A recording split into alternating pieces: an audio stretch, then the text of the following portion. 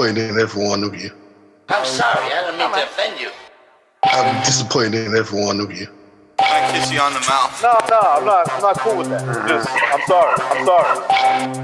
One more time. I'm disappointed in every one of you. I mean, I'm dealing with degenerate animals. I'm disappointed in every one of you. Disappointed in every one of you. All right, come on. Honestly, I can't do it no more. I'm disappointed in every one of you. Let me tell you why. It's gonna be all right, Nicky. Go ahead, shoot. You just killed a fucking man. What are you going to do about it? Yeah, because you got nothing. You don't got a thing. Yeah, because you got nothing. Lobito! Got nothing. I want to get out. I want to get out of this rat hole. I want to get online. I need BDA boxing.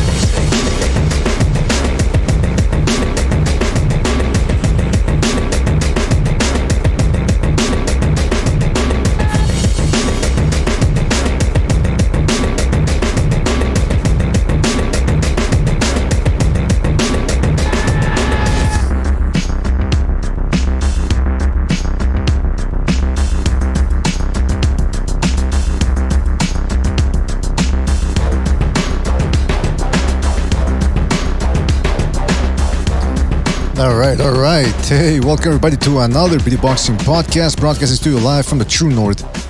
There's your good friend, Mr. BDA, flying solo for the moment. And we have got quite the show for you today, fellas. We've got a lot going on in the news. Boxing is back after a little bit of a stunt last week. There weren't really that many big fights, but we're back with at least a couple of interesting matches this Saturday, including the grudge match between Rolando Romero and Gervonta Tank Davis. So we're going to be talking about that. We're going to be having the official predictions, see who gets it right, who gets it wrong. We're going to be taking your phone calls around the end of the hour. So strap in, fellas. This one's going to get bumpy. A little bit bumpy. Maybe not that bumpy, but hey, we'll see. In any event, before we get down to the fun, let's get the business out of the way, fellas. You know the drill. Don't forget you can check us out on Spreaker, iTunes, and Spotify at your leisure. Don't forget that if you want to donate a couple of shekels our way with the super chat, you can do so. But it's always more important that you join the BDA membership program. That way you get special emojis, badges, the whole shebang. You get a little something in return. Remember, YouTube skims 30% right off the top, and they don't give you anything in return that much. So hey, might as well join the membership program. And if you can't, well, the most important thing is you continue to like and subscribe, fellas. We need to spread the BDA gospel. Too many people out there. I mean, I'm still getting visions about the Crimson Inquisition. It's coming, unless you people do something about it. In any event, hey, listen, fellas. We had a good week over at Second Renaissance. Second Renaissance week, I loved it. It was very fun to do a whole week of something other than boxing. And we are back, but we're going to be returning to Second Renaissance on Thursday. Mark that on your calendar. If everything goes to plan, it's going to be at around the evening, 5 p.m., maybe 6 p.m. And we're going to be talking, it's going to be a gore-ish episode. All right? So I suggest you do not eat. If you're squeamish, do not eat while we're talking about, during next show, Second Renaissance, because it might get all bloody. That's all I'm going to say. Shout out to everybody in the chat. I'm talking about Don Ramon Champ, Eparokua, One Foot Out the Door, Errol Stevens, Omar E., Fastcar, Bernard. I always have difficulty saying that name. Team Batman Boxing. Shout out to One Foot Out the Door. Shout out to the Quags. Glad you guys could drop on by. Shout out to Ratbacks Trucking Company. I see we got Joe in there. Michael Poe. Hard Recoil. Brian Montes. JumpTube. And many more people to come, I'm sure. Fellas, thank you for joining us. Really appreciate it. All right. Let me invite a couple of people over here. Start, cooking with a little hot grease. Because we're going to get into it. We're going to get into this whole... This fight coming up, I think it's going to be an interesting one. So let's get down to it. Hold on a second. Who else was I going to invite? Gonzalo, King Bucho. There we go. Yeah, man. I mean, I'm telling you this. All right. So hold on a second. Before I break it down. Jimmy, are you there? Yes, ma'am. What's up, man? Hey, listen, just to let you know, I'm going to have to share my camera here. My camera, my screen, because I'm going to show you guys a couple of things. So make sure you're on the phone. Make sure you're not watching it on your TV screen, because otherwise it's gonna be delayed. Jimmy? Yes. Can you hear me? Yeah. Did you hear what I said about the? Yes, you're going to be using. Make sure you're not looking at it on your TV screen. Yeah, yeah. All right. Well, before we get to that, though, we still have a little time here just to set the table for what's going to happen. Gervonta Davis versus Rolando Romero, 12 rounds from New York, Showtime pay-per-view. The undercard's a little bit thin, as we're going to see, but Jimmy, let's get right down to it. Before we shit on Romero, and before we shit on the fight overall, because I'm actually a little intrigued. But before we talk about Romero as a fighter, let's try to look at his good attributes. All right, the guy is, according to the record, he's about 5 feet 8 inches tall with a 68-inch reach. He's a big guy. He's undefeated. He's got some athleticism. He can crack. Whereas Gervonta Davis is, how tall is he? He's about 5 feet 5.5 inches tall. With I'd say 5'5" tops, yeah. 5'5", yeah. Now, he is the more seasoned fighter, but like I said, Romero, he's a big dude. He's a big lightweight. He can crack. He's got some athleticism. And more importantly, he's got confidence behind him. If he wants to win, how can he parlay all of that into a win this Saturday? Are we on the air yet? Yeah, yeah. Oh, okay. All right. I'm sorry. He has to go out and mug him. He has to do the same thing Cruz did. He's not comfortable going backwards. He's not comfortable when he's not the aggressor. The problem is, can he be the aggressor towards him without eating big enough shots which is going to put him out? Mm-hmm. Does he have the ability to be the aggressor at the same time show enough athleticism to not to eat all Gervonta's punches flush? Gervonta is a pretty accurate. I believe it's above average on accuracy. He doesn't throw as much as most guys his size, but he tends to load up. But he is accurate, and he's been a boxer for a long time. And you're going to see Rolly what he's going to do. He has a hard time with distance. He throws everything off balance. He leaves himself so vulnerable when he throws his punches. That's what you're going to see. I believe that's how the fight will end. I'll just jump to that now. He's gonna overextend himself. He's gonna put himself off balance. And it's gonna be the same time he throws a shot, misses wide. Gervonta is gonna sidestep and beat an uppercut, and that's gonna get him on Quest Street. He's gonna jump on him. Because make no mistake, they hate each other. Like Davis hates that dude, and he hates Davis. So whatever. But he's gonna. I know he's saying he's so pressured to knock him out. He's stressing out the press, but.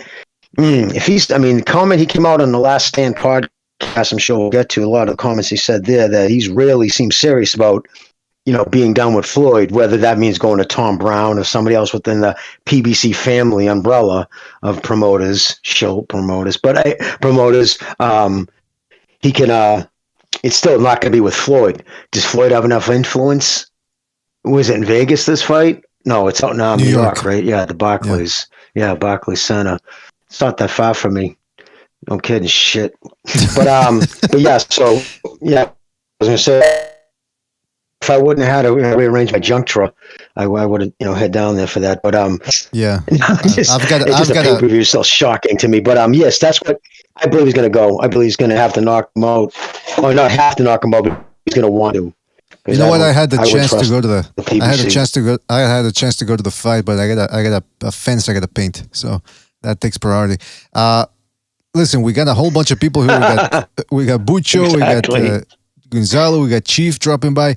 Guys, the same thing I asked Jimmy. Romero has athleticism. He can crack. He's got confidence behind him. How does he parlay all of that into a win this Saturday? Just quickly, you think there's going to be a fight in the stands? Like outside in the parking lot, stuff like that? Yeah, I expect one. At least people shoving at least somebody shoving the other, like a little shoving. I'd put money on it. I'd put money on that. I mean, if Tank Davis has people in the crowd, so his friends and all that, yeah, I certainly expect that. That's the other thing. Somebody called this in a message board. They called it the grudge match of the year. But a grudge match, for me, you guys tell me what you think. It's not just guys disliking each other, because anybody can dislike each other. That doesn't mean to me, a grudge match is something that goes way back, more than just a couple of months. These guys, they're the type of guys that if you put them in front of a spatula, they'll get into it with it. They'll have words with it. These guys are nuts. That's just who they are. So grudge match is just two guys who have a strong character or a shitty character coming up against each other. So, but back to the question at hand, the boxing thing. Romero's. Well, I just gotta say, Rolly would lose to that spatula. Oh, come on! Now, wait a minute. How about it's not a kitchen knife, but like I said, Davies definitely has the better resume. He's a more composed fighter. Romero, he should have a loss on his record, but is there any way his unorthodox style and his strength can get him the win this Saturday?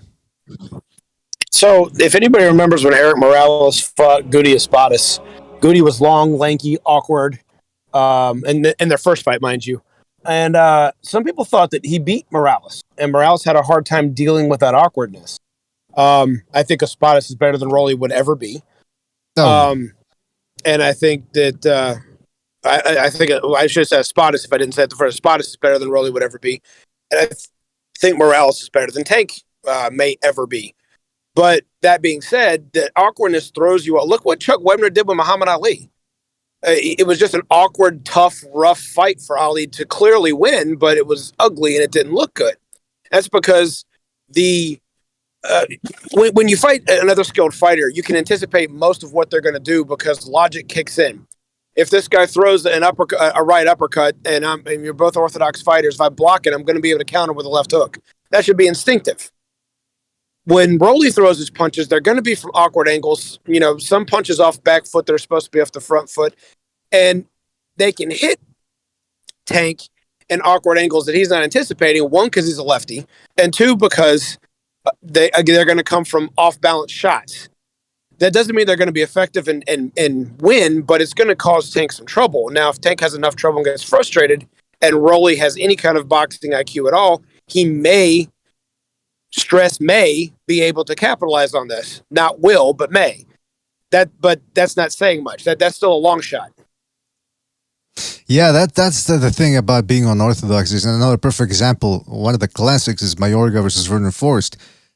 Twice he took him out of his element with an awkward stand. Now, of course, it wasn't just the awkwardness; it was a punching power, and that same thing with Rolly Romero. It's not just that he's awkward, and by the way, awkward is a nice way of saying he lacks technique, but it's the way of trying to it's the euphemism here for it. It's a nice way of saying he's sloppy. Exactly, but he's got power and he's got strength and he believes in himself. Like Jimmy said, do you guys agree that he has to make it a brawl and get in the inside and try to rough Tank Davies up? I do agree. Also, I agree completely with what Jimmy said, but I also think what's going to end up happening is what I was afraid of with Valdez against Shakur is when he does get inside, he's not going to judge his distance and he's going to be mauling with open glove shots with no leverage on him and nothing's going to land clean and it's just going to be a lot of sloppiness. And at range, he might be able to land things that look pretty nice at distance, but when he closes that distance and gets inside, because of his lack of technique, I think he's going to kind of struggle. And that's where Tank's probably going to do better. Is instead of on the outside being the shorter guy, he knows how to turn those punches over well inside, and that's where Tank's going to excel. And I wouldn't be surprised if Rolly thinks he's going to do better on the inside and he takes it there, and that's going to play into Tank's hands. Yeah, I can see that happening. I can see that. That's a good way of putting it. Shout out to Rex for his contribution to Super Chat. He says, if I wanted to watch two cripples fight each other, I could watch South Park for free on TV. Timmy! Come on. What the fuck? Oh, man. People are really not, they really dislike Tank Davis and Rolly Romero, and with good cause. I mean, these guys aren't really doing all that much to endear themselves to the fans. I mean, their fans are usually the type of people that behave the way they behave, which is like a bunch of maniacs outside the ring. Other than that, normal people, they look at them and they go, they don't know who to pick with these guys. Gonzalo, yeah, go ahead. Yeah, what's the question, BDA? Can you guys hear me? Because I broke my headphones. Oh, shit. Okay, yeah, I can hear you, man. The question is, what can Rolly Romero do to parlay his strengths into a win? He might just simply overpower Tank Davis because he's bigger. He's bigger. He could push him against the ropes, back against the ropes. And Tank Davis, when he had a rough time with the smaller than himself, a smaller man in Pitbull Cruz, he tried to wrestle the guy, and they ended up going to the canvas. He pretty much tried to use his strength to overpower the small fucking pitbull Cruz. But with Rolando Romero, it's different because this dude's gonna balloon up to like a junior welter, man. That dude's gonna be big. So if you try to overpower, if you try to wrestle Rolando Romero as he's coming forward and it's kind of smothering you to where you cannot do your best work, and you end up getting tired dealing with that animal just in itself. Never mind the punching, yeah, because at the end of the day, it's about punching. But when you're trying to like exchange punches, then then Romero's not gonna have any of that. Where I'm not gonna give it. I might be awkward. I might not be that good, but I'm not gonna allow you to have your way with me because you're a better boxer. No, he's gonna make it ugly. And just with that size alone leaning on him, that might start tilting the balance in his favor once fucking Gervonta Davis starts getting a little tired. Even with Santa Cruz was laying it on him, and that's a skinny dude. And a lot of times fucking Tank Davis was looking frustrated. Never mind Pitbull Cruz. That's true. Okay, but now we got a bigger guy that's more sloppy, rudimentary, whatever the word you want to pick. But with the size alone, man, he can put pressure on Tank Davis. Yeah, that's going to be an interesting thing because it's one thing to know what to do on paper, but it's another to actually do it. But you're right. Like on paper, technically, you guys are breaking it down. I think I completely agree with you, and you guys are on the same page. On top of that, so it seems like the logical thing to do for Romero. Because look, he's not going to outbox Gervonta Davis from the outside. That's why I wanted to show you guys a couple of clips here. We're not going to do a whole fucking film study here, but just a couple of clips. I think. Listen, Gervonta Davis. He sort of slacked off these last couple of years with the weak competition he's had. Let's just call it what it is. But he does have ton of ability. We were talking about him back in 2017. Stu was one of the guys that was also pushing him a lot, saying, look, this guy was going to be a problem. Since then, the only problem he's been is to his wife. He's the only one that's been giving problems to her. And in terms of his opposition, it's pretty weak, but he's got a lot of ability. So I want to show you guys the problem here for Romero. I don't think he's gonna. His footwork is awful in a lot of ways, but it impedes him from setting his foot against a guy who knows what he's doing and catching him. Hence, the fight against Jackson Mariñez. Mariñez, no one's idea of a world-class top pound-for-pound fighter. He's pretty good. Don't get me wrong. He's fundamentally good, but you saw what Comey did to the guy. There's levels to these fellas. There's levels to it. So let's check this out real quick. See how Romero. This clip in particular, the first one, that's why I want to slow down here. Look at his feet. Way too spaced apart, too straight. He's not feinting. He's not setting anything up. He's telegraphing everything. And then he's off balance on top of that. And this is from Jackson Mariñez, like I said, just rudimentary defense. He's not doing anything super flashy. And there you see they're awkward. I mean, trying to muscle his way in, not really working. They're awkward with the left foot, didn't even set it up properly. Hesitant there. Look at that. He doesn't know what to do. Getting his head jabbed in. Again, just not setting up things properly, telegraphing, overextending, not cutting the ring off. This is the other thing I hate about him. But again, it could, as we're going to see later on, it could prove to be a strength for him if he knows how to do it right. But look at how wide open he goes in there with his chin up in the air. His back all the way, backing up, on bending backwards, I should say. He's got no pop. I'm just gonna play this and till I get to what I want to get to. Here's against Yigit, his second best opponent, a southpaw like Tank Davis. Now I want to show you real quick Tank Davis. This is in the Barrios fight. In the first couple of rounds, he decided to play defense, and look at how elusive he can be when he wants to. Again, it's a limited fighter, Barrios, but Barrios has quick hands, he's tall, and he shoots straight shots. And he didn't hit Tank Davis as clean as he wanted. Look at this move here from Tank Davis. Just real good reflexes from the guy. What do you guys think so far? You think now that you're seeing this, you think Romero's going to be able to catch this version of Tank Davis? Maybe on occasion, but not regularly, and not enough to where I think it's going to change the course of the fight. Right. I mean, again, I have to re-emphasize the awkwardness. Tank may move in a direction he thinks the punch is going to go, and because Rolly's awkward, he might get caught with something that would hurt the level of competition Rolly's been fighting before. Tank's chin seems above average, and we've seen him have pretty decent head movement when he wants to use it right. When he wants to, especially wants to be, he's very well head defense against Pedraza, even though that was down to junior lightweight. So if he's not going in for seek and destroy and abandoning all his skills, I can see there's a possibility of him schooling Romero to a point until Romero wears out and he knocks him out later. Interesting. Okay, that's one possibility. That's what I wanted to hear. I wanted to see what people have to say about a potential. Here's Romero being like, well, this is to your point, Chief. This is where he can, if he does some of this against Tank Davis, see how he's got relatively good reflexes, good power there, as you can see. If he catches you clean, he's gonna do stuff to you. This is the last sequence here where he dropped him with a left hook. So you can see he's very dirty too. He's kind of a bit of a nightmare on the inside because he leans back, he uses his forearms, and he cracks you. You know what, PD? He's awkward. Yes, I get what you guys are saying. He is awkward, but he's kind of predictable because if you can read the cadence of the way he moves the feet, he does that pretty much continually. Yeah. So he kind of gives away when he enunciates his punches. Also, when he does that yapping thing, you can pretty much tell. You can know when he's gonna punch, how he's gonna move. If a duck walks like a duck, it's pretty much a fucking duck, and you can read what the fuck he's doing. You can pick that up kind of easily. So it might be awkward, but it's not something that after you kind of get it down, you're not gonna be able to get to the guy, right? Because he doesn't have that many tricks in his tool bag. He appears to be very skilled. It's almost like he's just putting on that show. And once you can read those movements, he doesn't have a whole fucking arsenal of defensive like wizardry books moves. That's a good point. Right.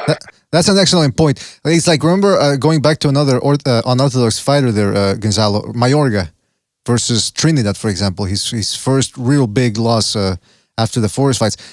He was trying to do the same thing he did with everybody. He just went in there wailing, throwing hard shots, and Trinidad was pretty relaxed, took him, and then he started cracking Mayorga, and then Mayorga didn't have anything else. He didn't have a plan B, essentially, because like you said, he lacks those fundamentals, that technique. So you're saying as soon as he takes that awkwardness away, it's pretty much over for Romero?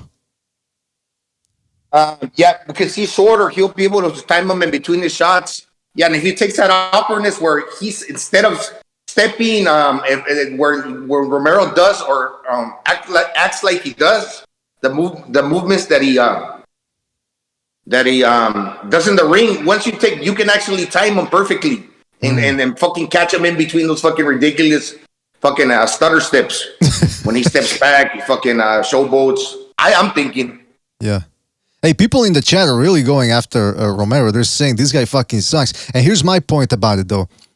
Like you guys were saying, Tank Davis also has to be mindful of not getting too close. Because if he gets way too close and Romero feels he has no chance, I think it's just going to turn into a clinch fest. So this is what Davis has to do. Davis has to avoid going big. He has to do this. See how he was touching Barrios here with little lefts, lead lefts, sort of throwing them almost like a jab. He's not loading up on them. He's just getting close, and boom, catching him, boom, catching him. I think that's what he's a rangefinder. Yeah, but I think it's also gonna use it as a rangefinder. Well, not really, Jimmy, because he, as you can see, sometimes he'll throw it a little bit harder, and then there you go. He said it also serves him to set him up like with this. So my point is, he's got to throw this type of little shots to wear and tenderize Romero, and then go for the big stuff. Because if he starts doing this, what we're seeing here with the right hook, going wild from the get-go, he's going to be falling into Romero's game plan. Oh, and one last thing, too, about the footage here. This move, I didn't include other clips, but I have a film study that I did that actually we did on a stream one time about Tank Davis. And this is something that he gets caught with a lot. When a guy leads with a right, makes him turn or makes him roll towards the right and sets him up for a left, he's a sucker for that. And hold on, that's not that one. Here, boom, that hurt him. If you see the rest of the fight, the rest of the sequence, you'll see that how he was on the ropes. So Romero has to do that, but I don't even know if he can. I mean, I've seen him throw this combination, but it's not as tight as Barrios. Yeah, Well, and first of all, if he does catch him, he's gonna miss because he's not gonna get More too than many likely. opportunities. Right? more than likely, but in addition to that, does his corner even smarter? Does his corner have the IQ to say, here's what we need to, here's some tricks we need to do to start to set these things up, and then does he have the capability of pulling it off?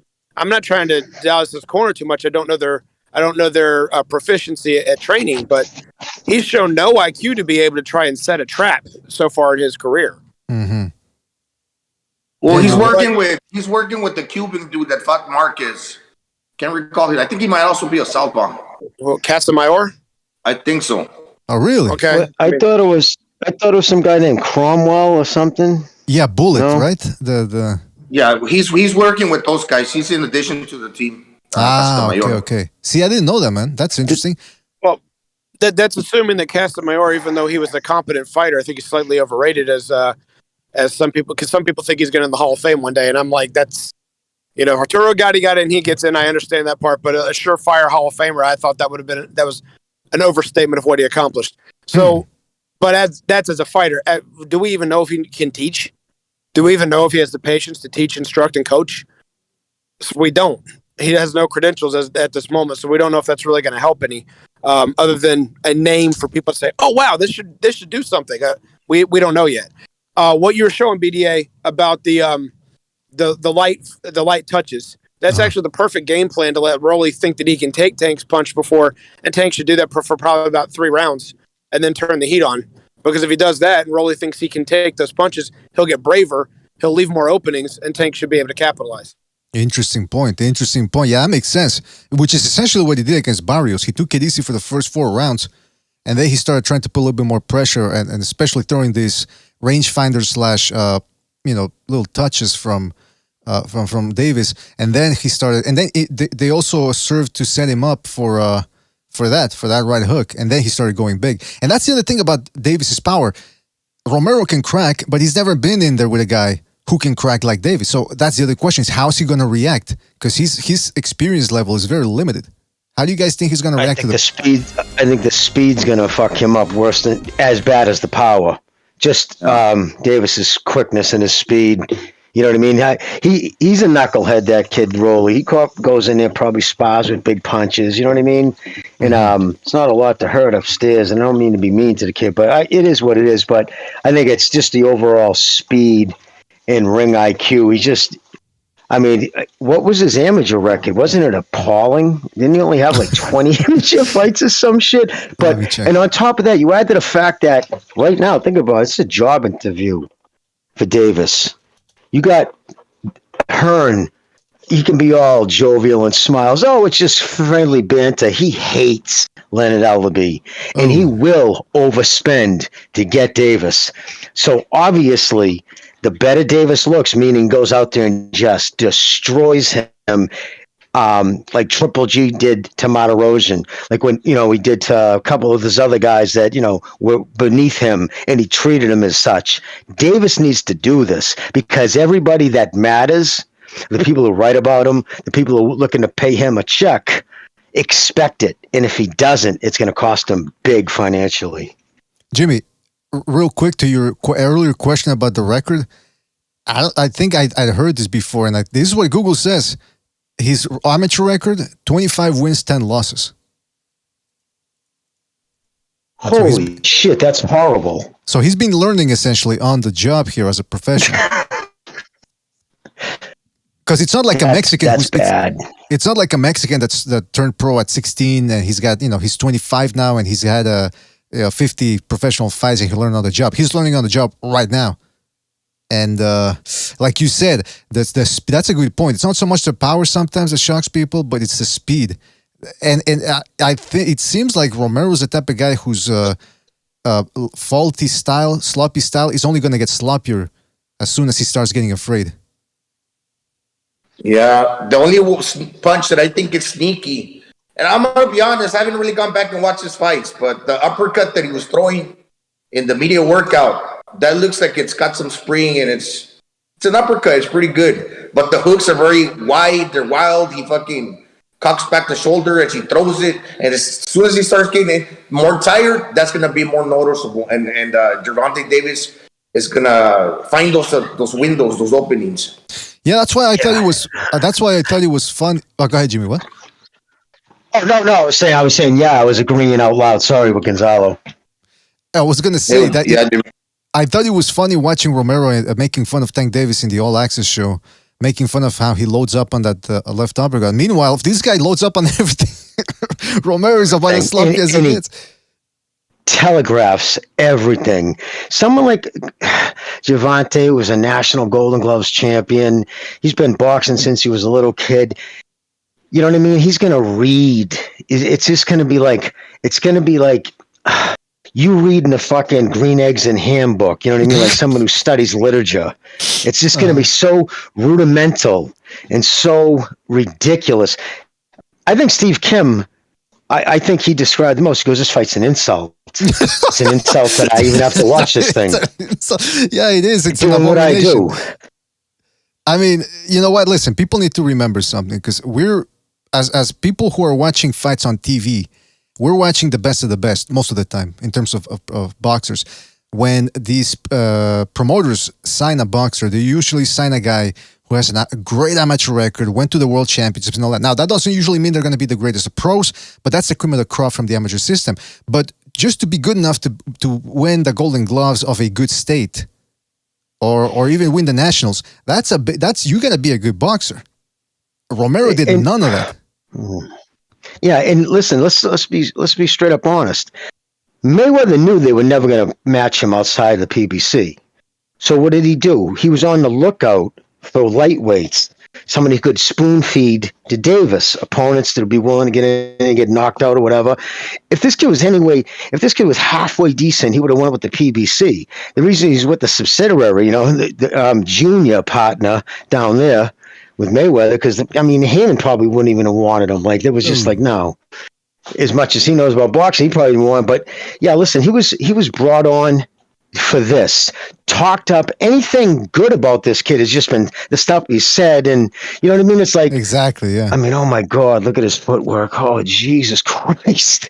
That's a good point, Jimmy. I just was looking at the TV as I was talking. Sorry, it's mind-boggling. But that's a good point. What you said, Jimmy. Coming into this fight, they're talking about two things: the power, which is something that he does have power, and the talking. That's it. They're not talking about any big wins, any accomplishment, because he has none. His technique sucks. There's nothing. Yeah. He showed up at 92 degrees with a fucking fur coat on. He went into grave detail why fucking Canelo would beat Bivol. And when they asked him why, what did you see about Bivol? I never saw that kid fight. How the fuck do I know? Whatever. Oh, my goodness gracious. It's like literally, just let's be honest. Let's be straight up. They're lucky they're not fucking taking a competency test in order to get that license. Yeah. That's all I'm going to say. Man. Hey, real quick, let me just, real quick, Chief. Shout out to Michael Poe for his contribution with the super chat. He says, Viva BDA King Bucho, all hail. Well, thank you, Michael Poe. Really appreciate your contribution. And all hail the panelists as well. The rest of the panelists, they do a fantastic job as well. Couldn't do it without them. So shout out to Michael Poe, and shout out to Michael Poe again for his contribution. He says, so wonderful Tuesday. Hope this weekend brings out some good fights, and a lot of good movies are coming out too. I digress. This is for you guys again. I've been lax lately. Oh, you don't know almost anything, Michael. Just, hey, thumbs up. That's all we ask for. Thumbs up and an open mind. So don't forget to subscribe. Thank you, Michael. Yeah, thank you, Michael. Always appreciate that. Man. All right, sorry, Chief. Go ahead, man. You want to say something? Just agreeing with what Jimmy said about, thank God that there's no competency test. Jimmy, would this have been on USA Tuesday Night Fights back in the day, if we were still in the 90s when we had 10 different networks that would show fights? This wouldn't even made HBO. No. God, no. God. Yes, you're right. It might have made After Dark, or it might have made the B network at the time in the 90s was Showtime. It might have made Showtime Championship Boxing back then. Otherwise, it would have been on USA or ESPN. Remember the Tough Man shows? What's that? Remember Saturday afternoons, they used to have the Tough Man contest? It was a 3-round, 2-minute, same as, they were just, any knucklehead could come in the street. The guys come in with jeans on, smoking a cigarette, and they go out there just flail on each other and shit. Yep. Yeah, dude, that's literally who this kid is. 35 fights in the amateurs, bro, is 2 months. If you're active, Yeah. you know what I mean? That's 3 months. That's insane. Like, well, not 3 months. Let's be honest. I have to see like 6 months of boxing. If you were really going out there, you can have a couple of fights a week. I don't know if the thing's still like that now. Probably not. The way they sissify everything. But yeah, no, come on, man. This kid's a fucking straight up knucklehead, and he just been picked. I know What's it's that, a bro? couple months, but at most it's like 2 years. Because if you think you probably have about 3 fights in a tournament, a 3-day event. So you got 3 events. You probably have, and if it's anything major, which I doubt it was, then that's, say 3 of them, probably 5 events in a year, because you got regional Golden Gloves, national Golden Gloves. You have the U.S. Championships. That's 3 right there. That's 9 fights a year.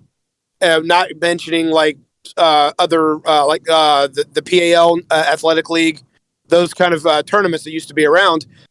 So I mean, that again, like I said, that's 9 fights in 1 year. That's like 2 years worth of fights, almost at 25 wins. Boxing's become watered down. It's more like a popularity contest. You build up a dude's name, put him out there, and these people that are building up these fighters. At the end of this, a lot of people are gonna want to watch them because they built that guy for that. But it's not like you have a good fighter like Dmitry Bivol, the Russian dudes that nobody knows nothing about. They never watch those guys fight.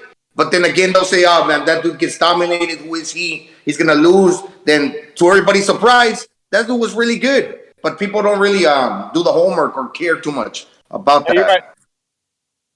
No, you're right about that, Gonzo. Especially since there's not as many avenues anymore. I mean, Jimmy and I were talking about all the different levels. I mean, you had NBC, ABC, CBS. I had ESPN, USA, Showtime, HBO. I've just named 7 different avenues you could have launched fighters off of back in the day. TNT got involved for a little bit because that's where Shane Mosley commentated Mosley's fight against Carlos Rios. I mean, so that's like 8 different avenues. Then the Great Western Forum used to put on shows through FX and Fox South. I can go on. We're up to almost like 10 different avenues that you can launch fighters off of. Now you've got DAZN, Showtime, and whatever PPC happens to use at the time. You got ESPN. 3. Well, you got ESPN. Yeah, ESPN. Yeah, that's maybe something else is going to come along. Space, no, also Space. Remember Space? Well, let me ask you guys. And I know I'm not trying to be fucking cynical, and that dude is always shitting on this, but listen, when have you ever seen a kid at 135 pounds? Listen, the only time you would see that sometimes is like a heavyweight.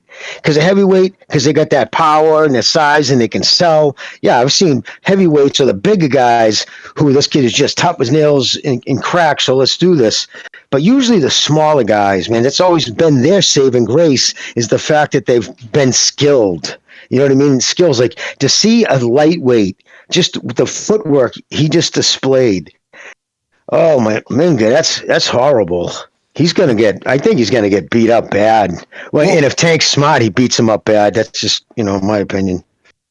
Well, that's the other thing, though. Let's get right down to it because that's why I asked you guys about what Romero can do to win.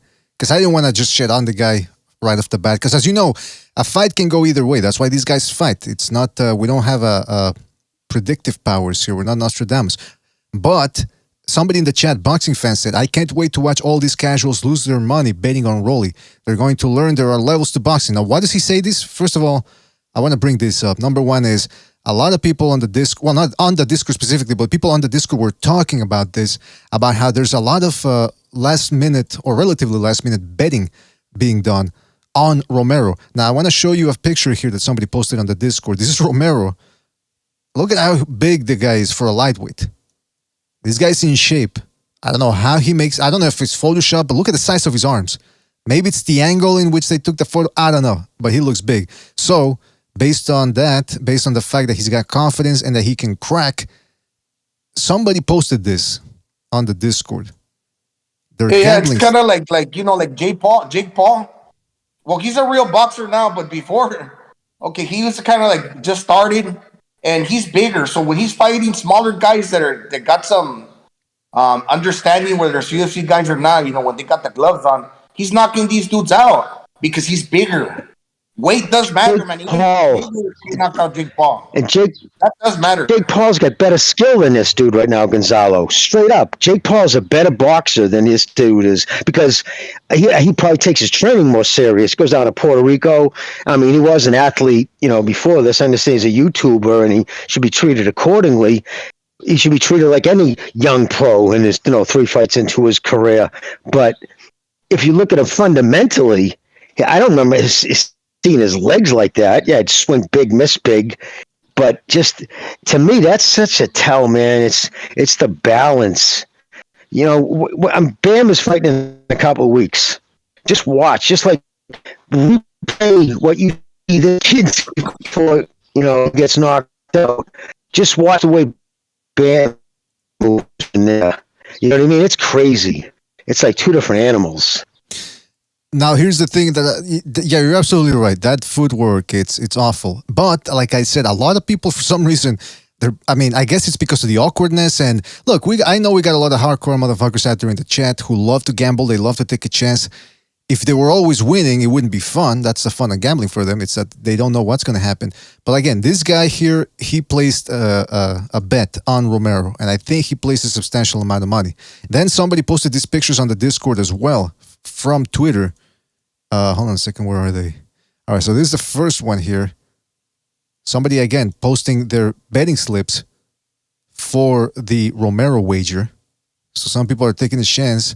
And then this final one here, somebody else posting their betting slips. So guys, is this just the run-of-the-mill gambling? Some people seeing an undefeated fighter and saying, big fighter who talks a lot and saying, maybe he could pull it off. Or in other words, do you think these people are crazy? How much of a chance do you give Romero?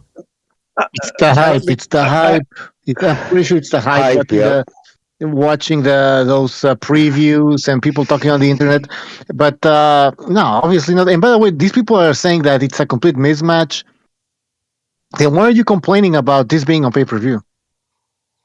That's just something to think about. I mean, these people are Tank fans and they say it's a mismatch, and everybody who says Rolly's going to win are crazy.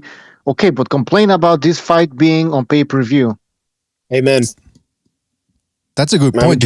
Jimmy and I were just talking about that, how this wouldn't have been back in the second golden year of the 90s and late 80s to early 2000s. It wouldn't have been in at all. And the last thing we really haven't talked about was the main reason why I think that Rolly doesn't stand a chance is this is a lefty and a righty. This is mirror image fighting, and I talk about this all the time. If you can't win the foot battle, you usually don't win the fight. What do we even think for a second that Rolly even knows where to place his feet in order to accurately try and mount an attack against the left-handed fighter? Yeah, no. You're absolutely right. What he would say to that? He would say, "What? What do you mean, Rolly? Put it on the inside." No, Rolly, you're rather left, Rolly. Oh, come. You know what? Fuck that, dude. I'm just gonna knock him out, kid. Don't go to get burgers on me. I mean, let's go. Let's get a couple of pieces. Seriously. Yeah. You know what, man? They actually addressed that in the All Access show. I finally watched it today. And they even say that they go, when did you start boxing? Or they started talking about his early boxing career. He said he transitioned from judo to boxing, and they said that's why I'm all over the place. And he even said, when I started out, I was all over the place. I would just throw shots all over and knock a motherfucker out. And I'm thinking, well, there you go. They're even addressing it. It cannot be dispelled. It cannot be ignored. The fact is, he's got awful technique. Now, as we said in the beginning of the show, can he parlay that into a win or at least make Tank Davis look bad?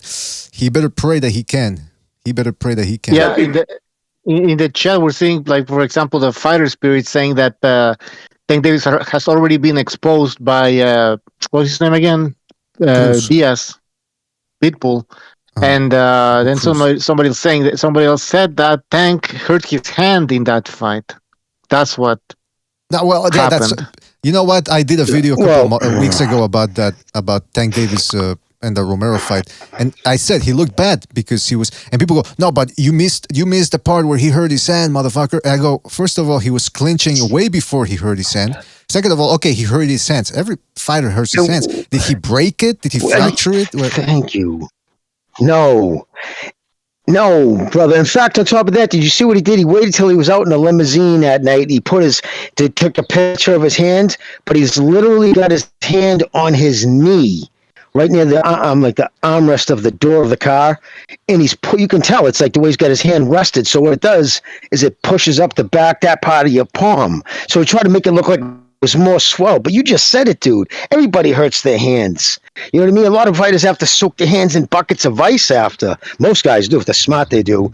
But, I mean, swelled up and all jacked up. You're lucky if you get through a whole fight at the end, your hand's not hurting at some degree. That was bullshit, man. That was just a bullshit excuse. Your hand isn't broken and seriously broken, then there's no excuse. That's the one that fighters go, oh, shut the fuck up, dude. You just weren't expecting that little Cruz to be able to push you back. You didn't think he was going to have the fucking balls to do it or the strength. And he did, and it just cut into his head. But now here's the problem. We're comparing Cruz, that Mexican who's probably been boxing since he fucking come out of the womb. You know what I mean? Whether it's an aggressive style, it's still boxing. He still knows, like, to cover himself, and he understands somewhat a distance. Like, it's just night and day. You know? So just because Cruz might have exposed an attribute, you know, that Davis didn't have covered that day, doesn't mean Rolly's gonna. I mean, right. Davis would probably, if he could clown him, I mean, seriously, he could probably sidestep, leave his foot out, and that knucklehead will go tumbling right over his fucking leg. I hope he does it, but anyway. And you know, also, it's just like, okay, he's the awkward one. Rolly Romero's the awkward, but he's facing a southpaw. I think, if anything, the awkward one is going to be, I got to favor the southpaw. It's going to be awkward for the righty, because you don't face that many southpaws, I guess. I'm thinking, I don't know what he's been doing, but if he's already awkward already, but he's the one having trouble to find the southpaw, he's going to be all over the place, man. Mm-hmm. Yeah. And, you know, we brought up Cruz, if I may, real quick, BDA. We brought up Cruz, and Jimmy's made this note about different guys, David Benavidez being one of them, that these guys are going to be fighters. If they're on the basketball court, they're probably the muscle to protect the star player. They're just fighters. Isaac Cruz is a fighter. It doesn't matter if he's boxing or if he was going to be a soccer player or what. He's aggressive, he's strong, and he's got a fighting frame of mind. I can tell by the way he fights. He may be a gentle giant outside the ring, but when he turns it on, he fights. And it's not just boxing. It's pressure fighting, aggression. Rolly doesn't have this. It's not the same mentality at all. That's right. Pressure fighting, aggression, and patience. Because when he was trying to line him up with the uppercut, Pitbull Cruz kept it tight. Then all of a sudden he started moving the head on the swivel when the punches started flying. It's like, you're gonna miss when I want you to miss, not when you're trying to tie me. And Cruz did that, right? He did that, and then when he caught him, when he hurt his hand even more. If it was hurt before, I don't know. But what I saw, he hit the elbow. He tried to catch him with a shot to the body, and Gervonta Davis, because Cruz did the right thing. He kept him tight to the side of his torso, and it caught him on the elbow. That's how he hurt his hand. That's a good point. Yeah, small target, and then those elbows tucked in there.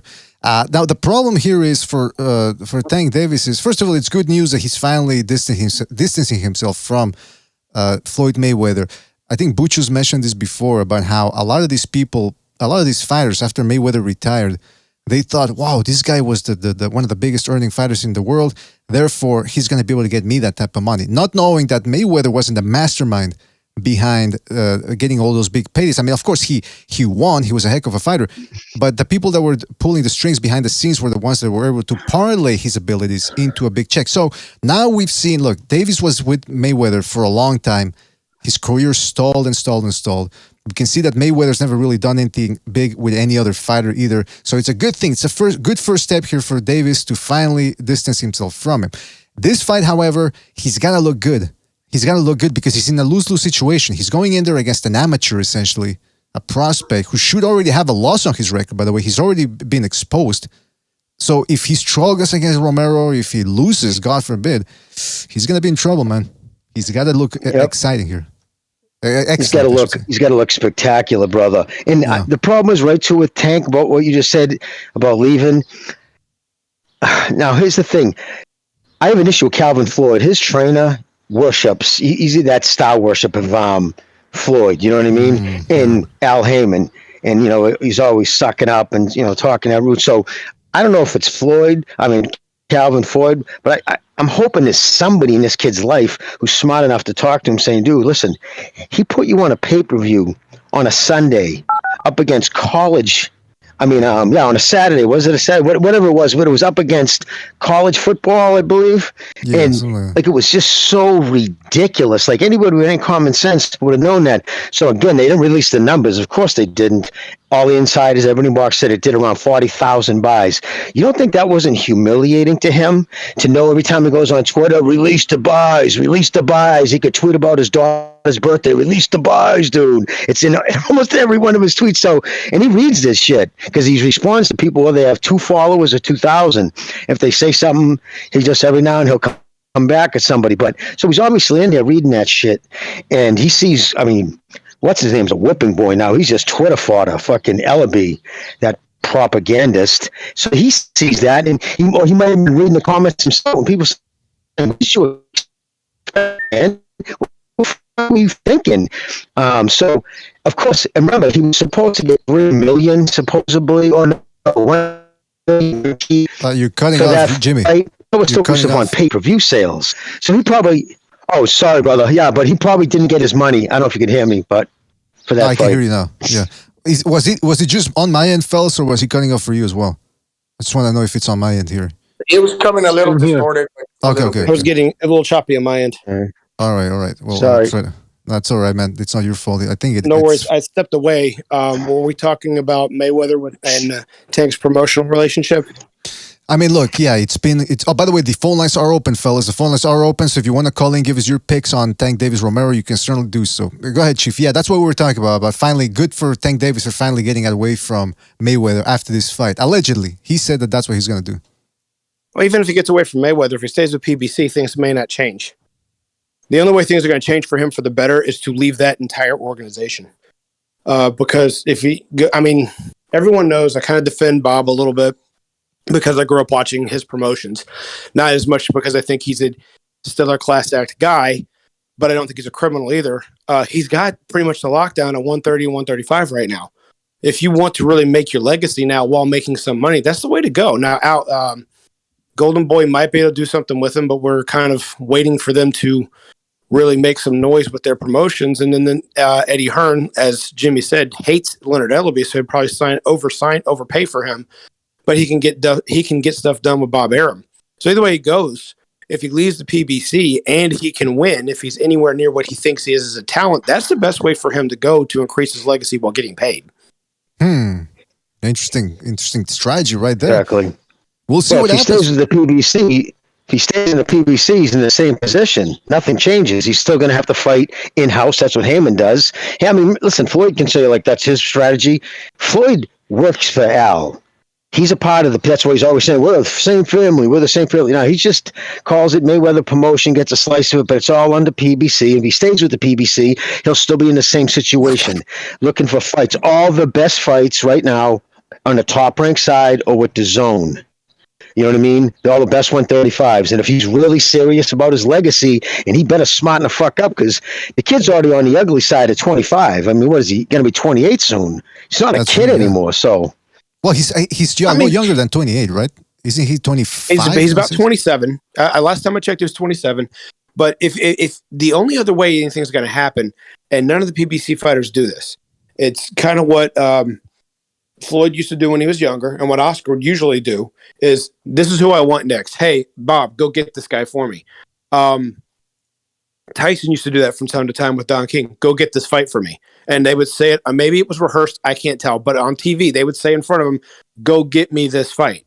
They were in charge. They were because it's their career. The other person worked for them. You don't get that mentality or any kind of a drawing that's the way the organization goes at all with the PBC, because not once has Errol Spence ever said, go get me Bud Crawford. Ever. That's you don't hear Tank saying, go get me this guy. Go get, when he was fighting at 130, you never heard him say, in an in-house fight, you never heard him say, go get me Gary Russell Jr.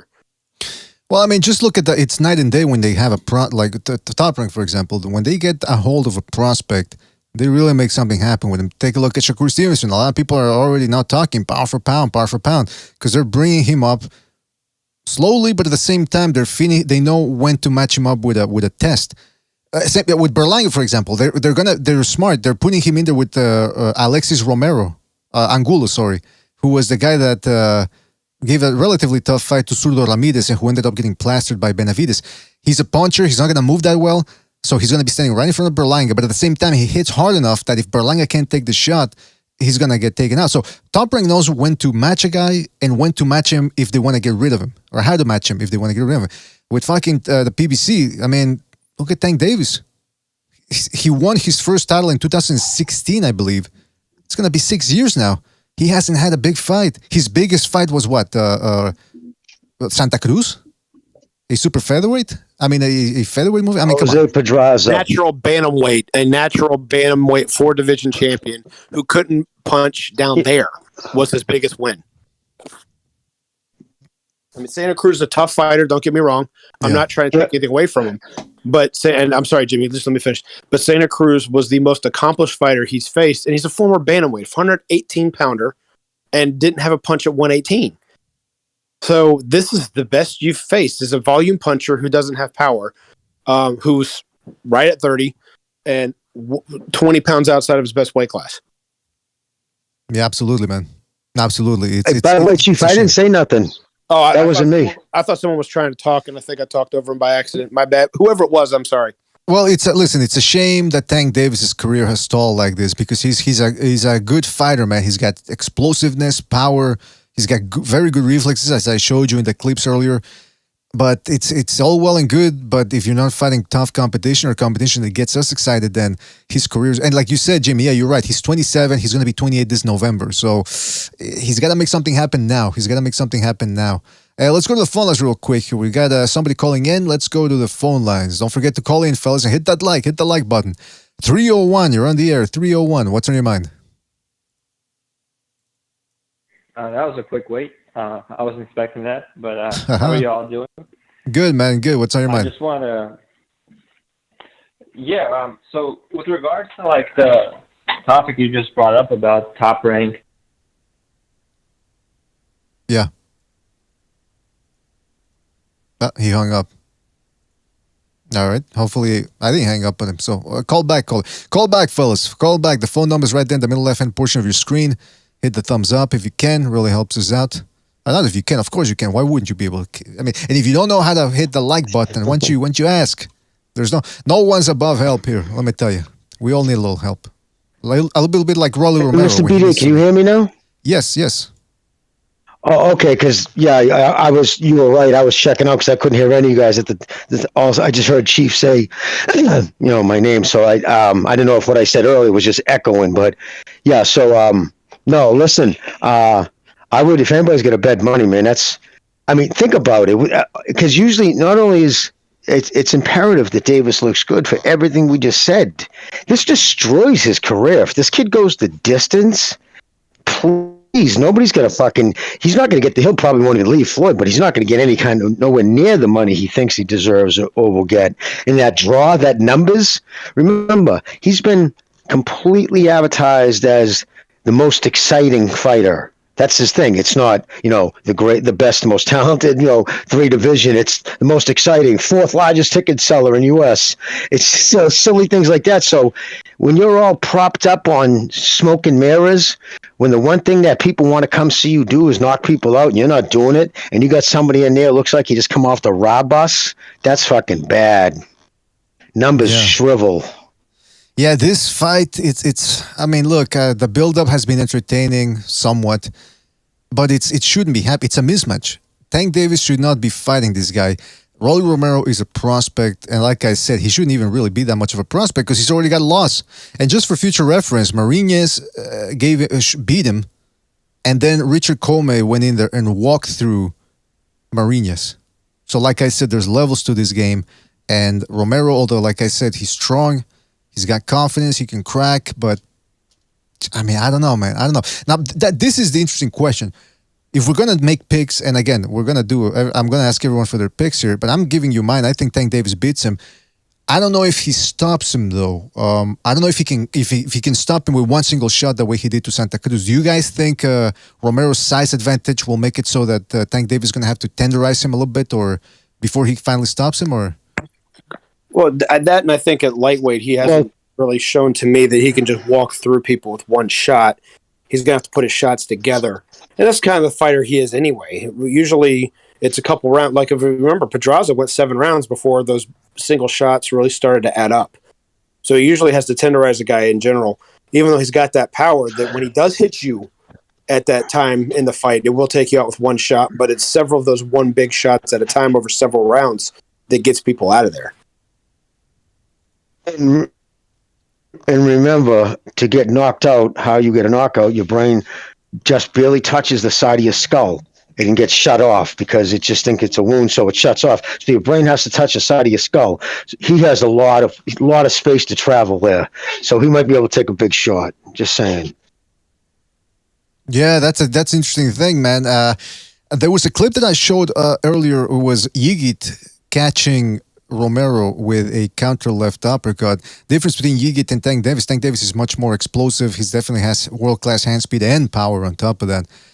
So I think he's going to try to do that. He's going to try to make Romero get off balance, overreach, and then catch him with some counter shots. But that's the interesting thing about Tank Davis, though, is he's not going to chase Romero, I don't think. At least not early on. Tank Davis is a counter puncher.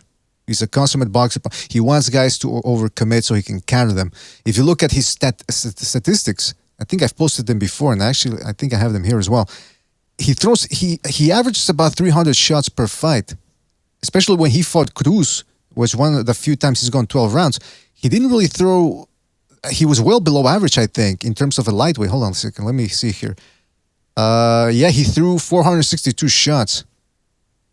So he was very selective with his shots there. So I think that it's going to be the same thing with Romero against Romero, and he should be selective against Romero because, like I said, if he goes big against Romero, I think that's when Romero's awkwardness might frustrate Davis early on. So Davis has to be very patient early on. All right, let's go to the phone lines here real quick. People are calling in. Don't forget to hit the like. All right, 205, you're on the air. 205, what's on your mind? Yo. Yes, 205, you're on the air. Hello? You're on the air. What's up, y'all? What's going on, BDA? Oh, Uncle Charles, what's up, man? Man, what's going on, man? Great show. Let me tell y'all something, America, especially the boxing community. The fight that we finna have this Saturday, it should be told in a story. The problem is the problem for Tank is that Rolly believes he can beat him. Let's just look at it. Prince Hassim Hamed was one of the most unorthodox fighters in the game. All his power came from his legs. And he would hit you with a shot you never see coming up, down, top, bottom, and he'll hit you and knock you out until he ran into that Mexican. So that Mexican, oh, hell, I'm not playing a game with you. I'm going to beat your ass. And that's what that Mexican did. He didn't play around with him. The problem is, y'all, that Rolly actually believes he can knock him out. That's Tank's problem. That's not Rolly's problem. So Tank, if you want to mess around with him and mess around with Rolly and to Rolly hit you with a shot you don't see, you go right ahead. Let me explain something to you. Man, if you got a bad stomach, what the hell are you drinking chocolate mousses for? You know why you drink them? Because it tastes good, and you don't think it'll hurt you. And then your ass is somewhere behind a building squatting and doing work. Don't drink the chocolate milk. Don't drink it. Let me explain something to you, man. We got a lady that walk around him, and she's so damn ugly she don't even know it. And then 10 minutes later, I seen her boyfriend. He ugly too. And they bought a dog, and he looked better than both of them. You can't make this stuff up. So let me tell you something, man. Whatever y'all do, don't ever. And I'm gonna say this in closing. I think Rolly got a serious shot. Because he believes he think he can beat it. Let me explain something. Let me say this in closing. A service announcement. Let me explain something, y'all. Don't ever get in a van with a elder after they don't eat Taco Bell. Please don't do it. I did that with my dad. I said, Dad, when you don't eat that Taco Bell, you don't have your stomach at night. And then he picked me up. I said, okay, what's wrong, Daddy? My stomach. And then I look in the back seat. It's a Mexican pizza. I said, Dad, you ain't eating no Mexican pizza. Yeah, I ate it.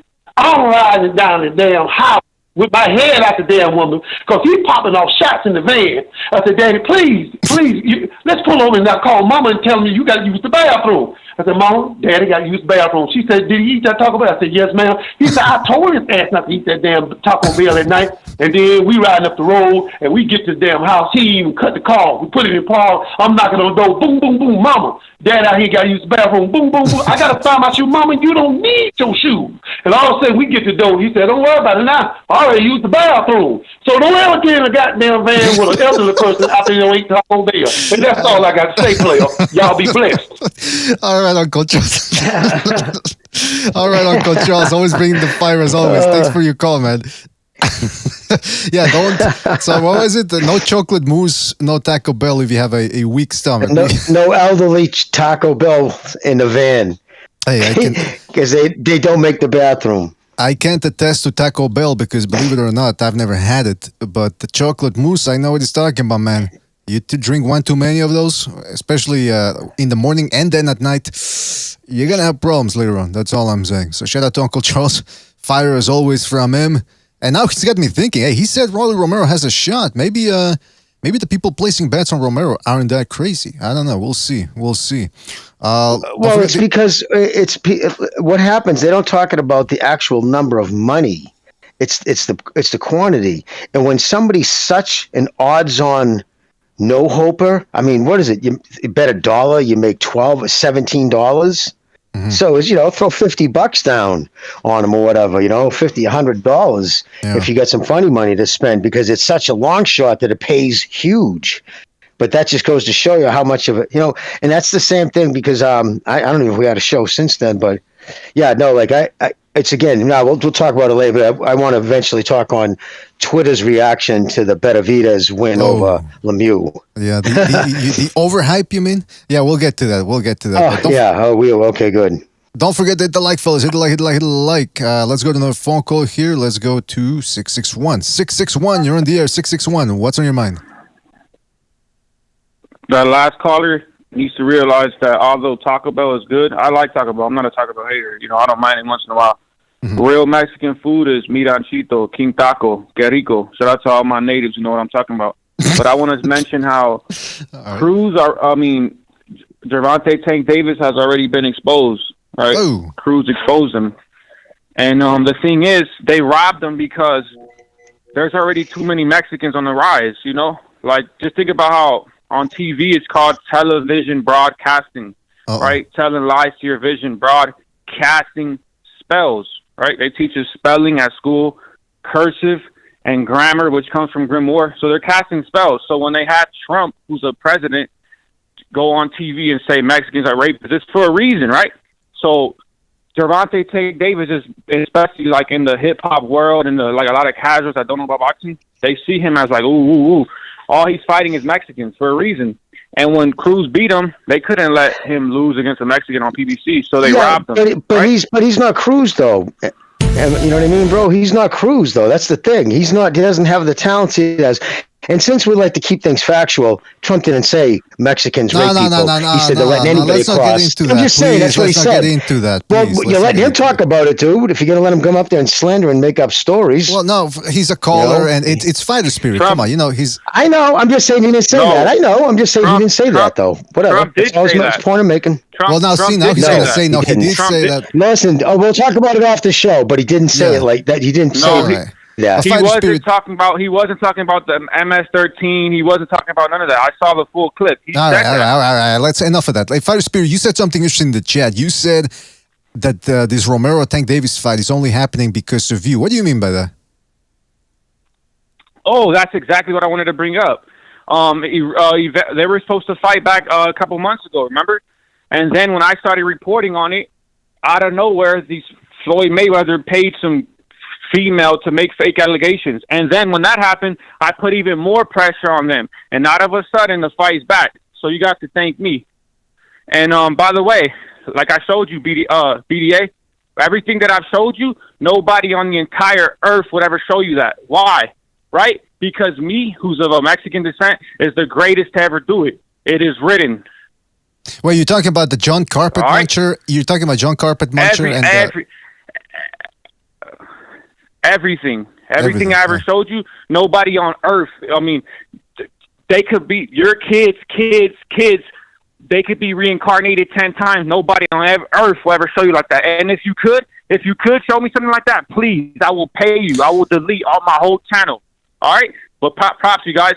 Well, now you're trying to motivate people by getting the. But hey, no, all kidding aside, everyone check out the Second Renaissance channel. I'm going to put the link in the description of the exclusive interview that Fighter Spirit granted us, and he broke things down. He gave us his theory about the world. So go check that one out. It was a fantastic. I gotta commend you on that one, Fighter Spirit. Everyone loved that interview. It was certainly an entertaining one. So keep up the good work, all right, man? No, but when I say I'm the greatest artist to ever do it, nobody will ever top what I'm doing.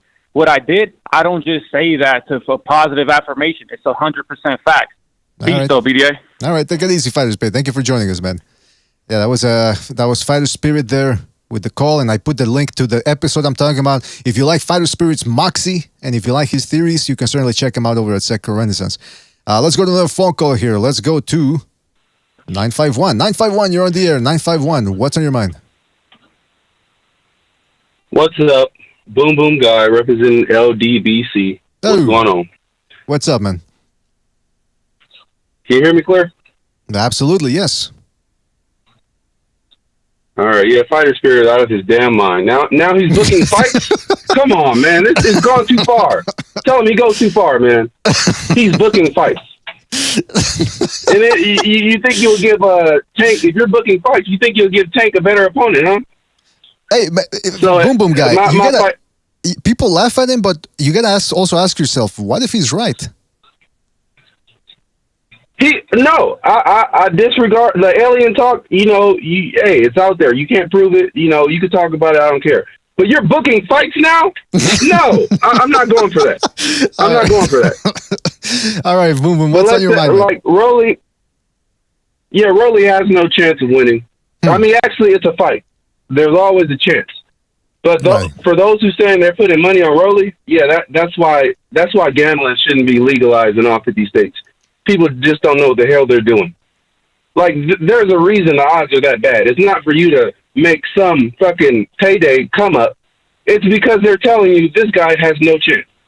And people take that as, oh, I can win a lot of money. No, save your money. Stay out of gambling. I used to live in Vegas, and I've seen guys like that all the time losing their money, getting divorced. The probability is don't put no money on Rolly. Tank, he has way more experience. I mean, other than the experience, Rolly got bigger. I think he put on. I know he's going to dehydrate or whatever, come down, but he put on massive amount of muscle. Muscle is not going to help you in this fight. You're going to have to move better. Get out of the way of Tank Davis's punches. So I don't know why he would actually bulk up. But the real reason I called in is because a guy on your show, and he usually have good takes, Mr. Gonzalo. Can you hear me? Yeah, he's here. Hello. Yeah, he's here. Yeah, Boom Boom, what's up? Yeah, yes, Mr. Boom Boom. Gonzalo said, Mr. Gonzalo, you usually have good takes, so I was a little surprised you said this. He said a fighter, he said having fat is better than having muscle. And I was perplexed. I said, no way Gonzalo just said that. And I don't know if he was referring to the Andy Ruiz versus Joshua fight one. Well, let him explain. Gonzalo, go ahead. Clarify your comments, please. Yeah, and I knew that was going to come back, to bite me. No pun intended. Because did I say it? I did. But you know what? The real reason that I said that, if it comes down to that, it's better to have muscle in the division. But if you're going to tack on extra weight, where it's not going to hinder you, and have that extra protection because you're just that bigger. Hey, for me, that's it's not making me bow my arms. I'm not telegraphing my shots. My punches are not becoming heavy where I'm dragging that muscle. No. And Benavidez used to spar at 250 pounds and he used to throw a lot of punches. When he slipped down and got bigger, he probably throws as many punches as he did at 250 pounds as a kid, but now he's 168. So not only does he like free flowing with the hands, he doesn't have the muscle. Yeah, he gets down to 168, but he's rehydrating to 190. So he's 60 pounds less than when he was fucking boxing Triple G as a fat little kid. That's why I say when it comes down to that, I think that muscle, like in the case of Canelo Alvarez, it will tie you down. It becomes more of a negative than a positive. But if you can carry the muscle well and you're used to like having it, hey, by all means, it will certainly help you. I mean, but I kind of said it the wrong way, I guess. Yeah, but muscle weighs more than fat, and it takes up more oxygen. So I understand. So well, let me respond to that. Yeah. So let me respond to that. It's a lot of variables to that. So Andy Ruiz, first heavyweight Mexican champion in the world, good fighter. And he often gets the moniker, oh, he moves good for his weight. Why? Because he's used to that weight. A guy who's used to the weight, yes, he can move it around very durably. It can be an asset to him. But just to say fat as in, okay, you can eat your way to success, that's not true at all. Because if a guy's used to his muscle, like let's say Mike Tyson, if a guy's used to his muscle, he will beat a guy used to his fat, theoretically, as far as like the fat doesn't give you an advantage over the muscle if you compare the two. So that's all I want to say on that. But you clarified. Yeah. But yeah, that was out of bounds. I agree. But remember, and I totally agree with you.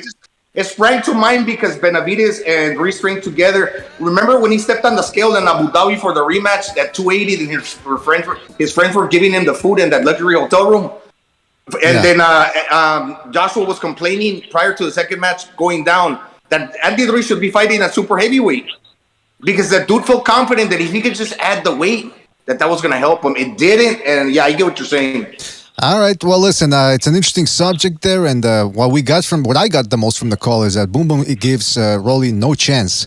So, fellas, we've got different opinions. We got some people gambling on Romero. We got Uncle Charles saying Romero has a chance, and now we got Boom Boom saying he has no chance. So, opinions vary. Boom Boom guy, thank you for your call. We'll catch you in the next one. All right, man? All right. LDBC out. Take it easy, man. And there's no wrong fix with this. It would just be a wrong assessment of how good or how bad Cruz has become. I mean, Davis from fighting Vegas odds, no hopers, and for the last 5 years, and his best win was off Pedraza, who was weight trained, and that hasn't even aged that well because he's lost 3 since then. So yeah, I mean, but that's his biggest win, and but he was much better then. If he was going against that version was fighting this Saturday, I think it'd take him out 1 or 2 rounds, but it's how bad has the weight. How many times can he blow up to 160, 70 pounds at 5'5", and then use half the, camp as a fat camp. And then, and how serious is he taking him? Is the motivation, you always look for motivation in a fight when you think you're clearly the better person. So hopefully he's using the motivation that I stand to make millions of dollars just on a signing bonus with the zone if I go out there and smoke this fool. Yeah, that's a good point, man. That's a good point. We'll see on Saturday. If Davis has his shit together, like you said, though, he should pull it off. Shout out to Wakandan Tax Collector for his contribution to the Super Chat. He says, Southpaw 773 eats Taco Bell every day and loves it. I don't really quite get that one, but yeah, Taco Bell, listen, some people swear up and down they love Taco Bell, but as a Mexican, I cannot eat Taco Bell. It's an abomination. Dude, I was just thinking that. Swear to God, I was thinking that to myself, but I don't want to. I was saying, why would Mexicans who, moms probably make the best Mexican food eat that fucking fast food shit? I can make better. Remember the Monster Taco, BDA? The Monster Taco? No. No, we never ate there. Yeah, the Taco Bell. Burger King got the Monster Taco. My bad. Oh, okay. Well, sounds. David Benavidez probably loves those. Well, listen. It's. I was going to say, simply it's Chinese food. People come in from China and they go to Chinese food restaurant and they don't recognize anything. Exactly, yeah. It's all filled with syrup. It's more like Canadian food because it's got syrup glazed all over it, man. It's disgusting. Let's go to the true Chinese people invented pizza, BDA? Jimmy? That's what I heard. And there's some articles written about it. It wasn't exactly like the pizza that we now know, but it was a similar dish. And some people say that it was what was the guy? Magellan? Or one of those explorers that supposedly saw that and brought it over to Europe. But anyway, that's a subject I would imagine whoever first grew the tomato and who was ever making like pita bread. Bread was one of the first things human made, so it was That's just right. throwing tomatoes on pita and putting goat cheese on it. So sounds like good eating. All right, let's go to another phone call here. Let's go to, don't forget to hit the like, fellas. Hit the like, hit the like, hit the like. Let's go to another phone call here. 678, you're on the air. 678, what's on your mind? Hey, what's up, everybody? So I'm just reporting in. I had birria today, so no Taco Bell for me. There you go. Good for you, Soothsayer. Good for you. yes. You're eating healthy. So I just want to shout out Lobito's Den, man. He gave us a fucking marathon stream the other day, 24 hours of David Benavidez. What? I want to tell you, man, that's some good shit right there. Gonzalo, did you go online for 24 hours? No, I was about maybe 6, but I erased them at the end of the day. But I did one tonight, and I left it up. It's like 2 good. hours. Okay, yeah. But more of a mix, not so work much like about that. Benavidez. What'd you say, Soothsayer? I said nobody's putting in that kind of work. I mean, some people do that, but they leave the stream open and they let somebody else host it. Gonzalo's doing it all by himself. That's dedication right there, man. That's dedication. I'm gonna put his link here to his channel. So what I'm hearing, man, people are having a hard time coming up with ways to try to say that Rolly's gonna win. Doesn't that say something? Well, there's a small fraction of Tank Davis fans that are trying to prop Romero up so that they can give props to Davis later on. But even there, hold on a second. Yeah, we got. Hold on, let me mute him. But even Tank Davis fans know that this fight is nothing to look forward to. It's not that big. And then you have the gamblers. They'll gamble on anything. So it's not surprising they're putting money on him. But I think most people know the score here. Yeah. Am I still muted?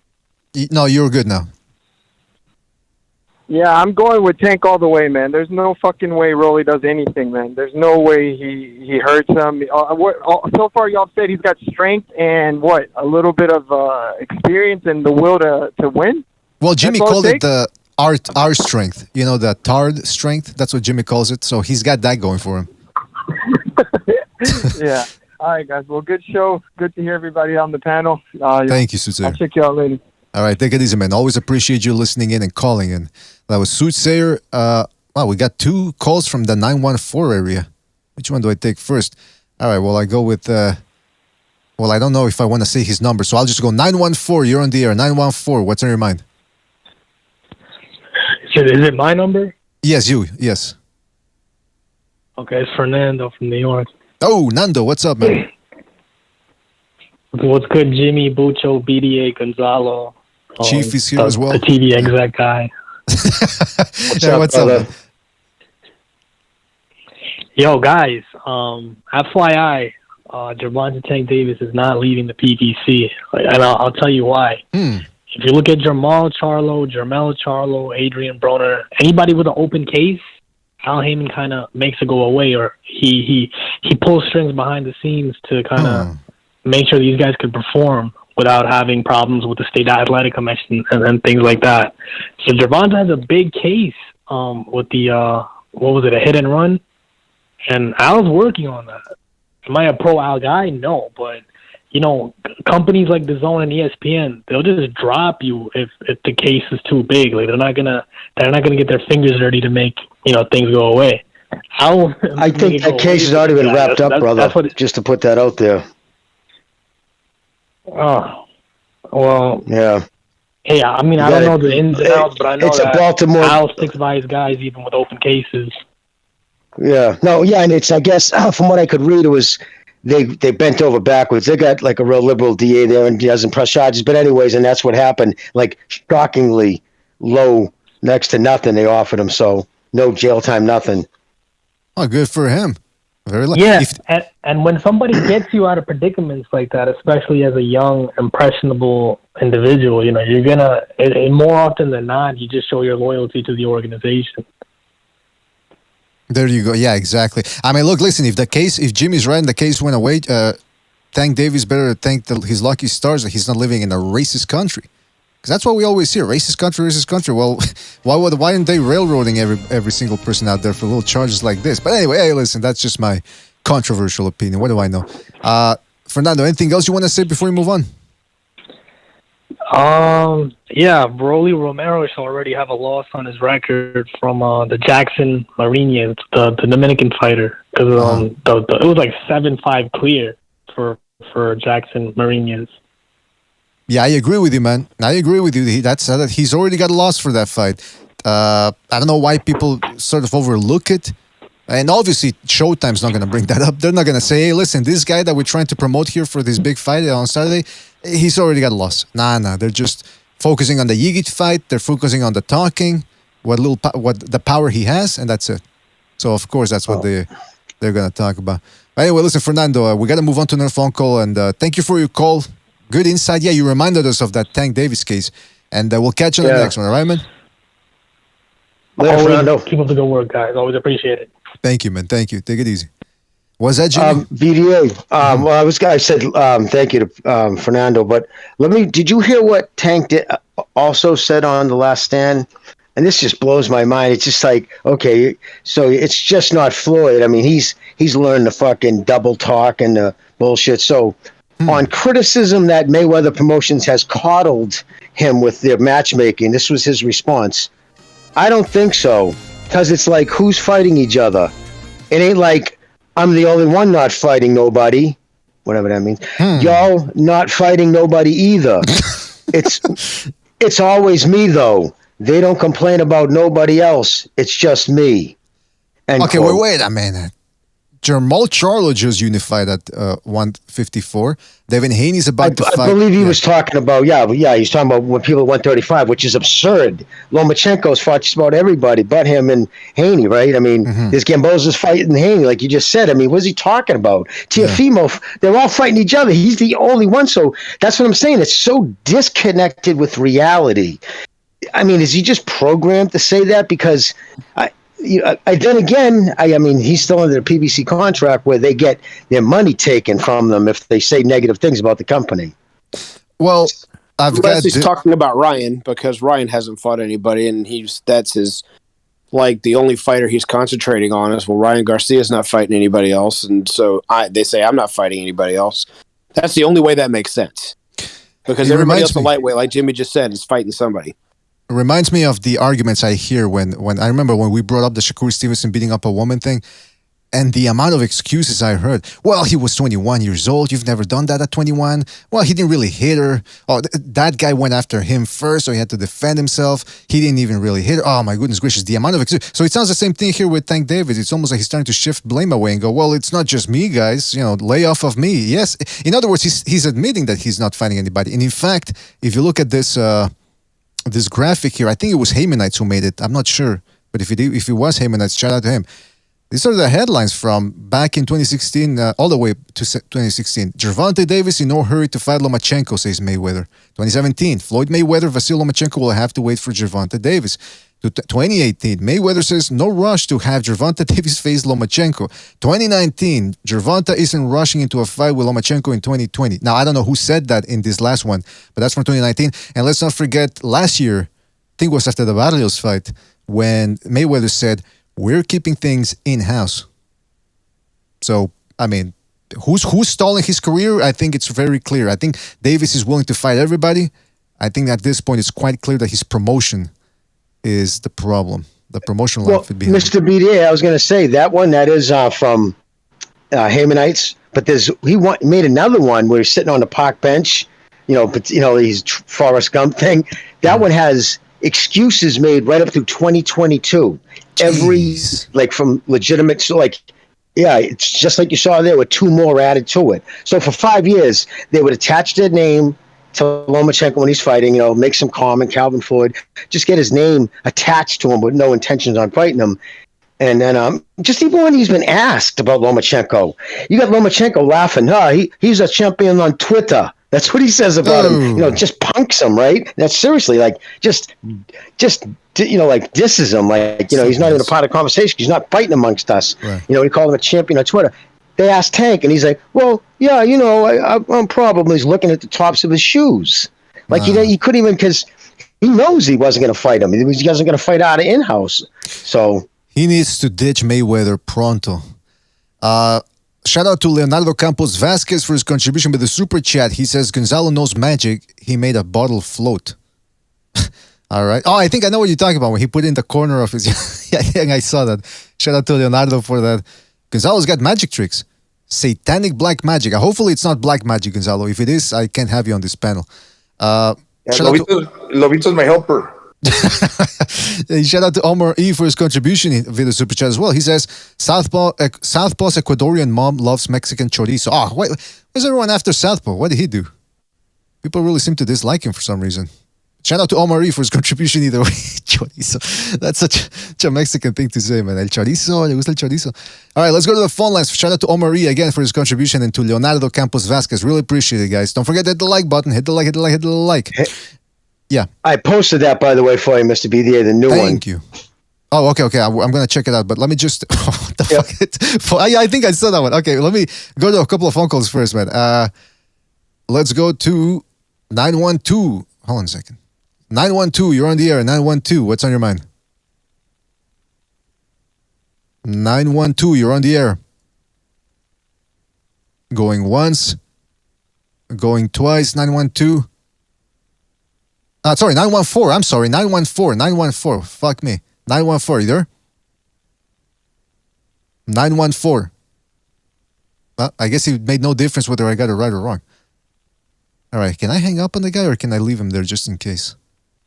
All right, I'll have to hang up on him. Sorry about that. 347, you're on the air. 347, what's on your mind? 347, are you there? Can you hear me? We might have a problem with the phone lines. 520, you're on the air. Can you hear me? 520. Hello, is that me? Yeah, okay, somebody can hear us. Okay, yes, you're on the air, 520. What's on your mind? Yeah, I just wanted to first say, shout out to everybody on the panel and you, BDA. Love everything that you guys do. Thank you. Thank you. Personally, I feel like I blame showbiz for all these people trying to bet on Rolly. He was just making some fun videos saying that he has a shot. He looked like Foreman or whatnot. But I don't think he stands a chance at all. Oh. One thing I did wanted to ask you guys' opinion is, what do you think about Josh Taylor ducking Catterall to fight Zepeda? Man, that's a good question. The guy said, yeah, I'll rematch Catterall, but not at 140. Now he's staying at 140. I was like, well, what's going on with this guy? Especially what I disliked was his whole attitude after the fight. He got a gift, and then he has the goal to make fun of Catterall. I mean, this guy's a bit of a jerk, if you ask me. What does everyone else on the panel think? Yeah, he's a bit of a jerk. Yeah, but Jose Zepeda, he's still a problem as well. I think he's also southpaw. If he keeps getting hit by those left hands that Catterall was throwing, those straight left hands, he's going to be in problem and in trouble too. But did he duck Catterall to take a tougher fight? I don't know, really. Yeah, but no, he's a bit of a jerk. I agree. Yeah, his stock fell, not just his performance, right? Because you can chalk anything up to one bad night, but the subsequent comments. And now he's even dropping one of his belts, right? Yeah. Yeah, he's dropping one of his belts. Yeah, the WBA, I believe. Well, what do you think, caller, about Josh Taylor? Do you think he sort of fucked up? I mean, it's one thing to get a robbery, but then to act as if he won outright and then start making fun of Catterall. Did you think he crossed the line a little bit there? Well, honestly, I thought Taylor lost, to be honest. I feel like a lot of people feel that way. The only way to really get people's mind off of it is to have the rematch and settle the score. But, like him dropping his belt, going for Zepeda, that might be even a tough fight too. I mean, the last time Zepeda was out, he didn't he fold that Puerto Rican, what's his name, Vargas, or Jose Vargas. He just KO'd him in the first round or whatnot. So that's not going to be an easy belt or an easy defense for him as well. But I personally would have liked for Jack to get his rematch. Yeah, that's a good point, man. Get that rematch and shut people up. But look at Jermell Charlo. He got. I thought he lost the first one against Castaño. They do it again. He ends up stopping Castaño. So if Josh Taylor is a real one, like they say, he should take the rematch and try to shut people up. Don't be scared. And I don't think Josh Taylor is scared because he's fought everybody. And the way he fights, he likes to slug it out. So I think it might be also his promotional outfit saying, "Look, listen, you don't need this. You don't need to go to this, problem again." Fighting this southpaw who's going to give you problems. Yeah, money too. Yeah, money, fame, whether it's regional or not. You don't know too. You don't know if he's partying. You know, because when you're a world champion, and especially in a country that's big on boxing, you think that kid pays for a drink when he walks into a place? No. That's a you know what I mean? Right. If he did so well in Scotland, imagine if it's not in Scotland anymore. Oh, He's not gonna be gun shy because he already did it in that dude's backyard. That's He's true. gonna be more confident. That's an excellent point. Well, listen, 520, great call, man. Good point you brought up there about Taylor, and we'll catch you on the next one. All right, man. Good call. Very good call. Yeah, thank you very much. Last thing I wanted to say was that I was at the Charlo Castaño fight, and the environment was off the hook, man. I mean, it was like being in Rome in ancient times looking at gladiators versus lions. You know, one person hit, half the stadium goes up, the other one goes the other side, and then when they both started getting down, everybody was going crazy, man. It was a good environment. Shout outs to Charlo for doing what he had to do to get this win, since I personally thought that he lost to in the first round, but I mean in the first fight. But yeah, thank you very much, and I'll see you guys next time. Thank you, man. Thank you for your call, man. Catch you on the next one. Yeah, I thought for a moment there, I thought he was talking about the fights in the stands, the gladiators and the lions. I think he talked about Castaño's Charles. Okay, yeah. Because there's always fights in the stands in that place. The Argentinian guys are wild. They might be a little, but they're crazy. Well, Sounds like you had a good time. Yeah, it was when it finally came to the main event, it seemed like it was good. And yeah, Gonzalo, you said the Argentinians, they have that, a lot of them have that Nazi DNA. You know, the Nazis, when after World War II, they hid there. So who knows who the fuck you're dealing from Brazil. With. Brazil too, yeah. Brazil, Chile, Argentina, or Uruguay. Who knows who's a Nazi down there. All right, let's go to another phone call. Don't forget to hit the like, fellas. Hit the like. Really helps us out. Don't be a Nazi. All right, let's go to another phone call here. 914, you're on the air. 914, what's on your mind? Hey, BTA, how you doing, buddy? Doing fantastic. Who is this? Good. This is Richie from Manhattan. How are you? Richie, good to hear from you. What's up, man? Okay, I wanted to ask you first of all, a reference to something you said about 10 minutes ago. I got to tell you this. I was in China about 4 years ago. I went to Xi'an, and I went to Beijing, and I went to Shanghai. The Chinese food in China is dog shit, okay? You can't eat any. It's practically inedible. Dog shit. So forget about it. Don't even think about it. Well, I mean, I hate to be stereotypical, but is it actually beef and chicken they're giving you, or something else from the streets, if you know what I mean? You mean cats? Well, I didn't say that. I didn't say that. You didn't say it. Okay, I'll let it go. All right. The other thing I wanted to ask you is that, do you think, based upon what we saw in the Canelo fight, do you think Beterbiev knocks out Canelo at this point? I don't know about knocking out, but I even said it before the Bivol fight. I said I think he gives him a very tough fight. I said this is the guy that I think would give him the most problems. And now, we're going to talk about. I'm going to add more later. But yeah, I think he definitely, even before the Bivol fight, I was saying that. But I'll let somebody else in the panel answer that. So I was throw it out to Jimmy, because Jimmy, I want to ask Jimmy a question about that. In terms of the fight, Beterbiev doesn't take a good shot. He gets knocked down a lot. I think that Canelo would knock him down, but I don't know if he would knock him out. I think, honestly, my honest opinion, brother, I think that Canelo's confidence at 175 is shot. Like, that was rough on him.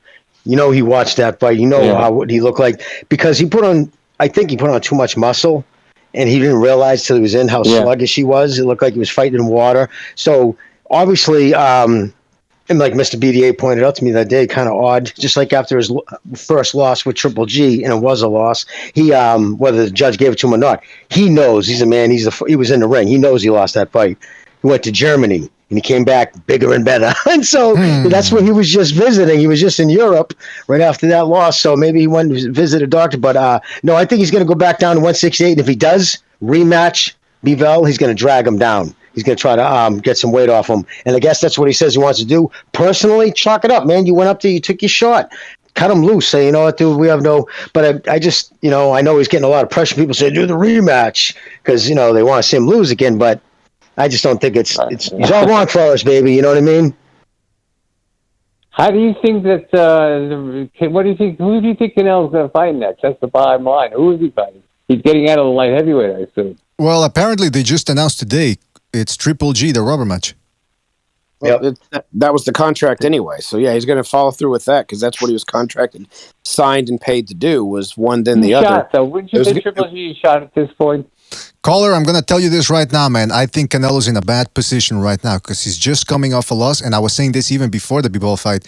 Triple G is going to give him problems again. Really? Yeah, I think so, man. I got a good feeling, just like I had a feeling about Bivol. He's a tough guy. Listen, he's still...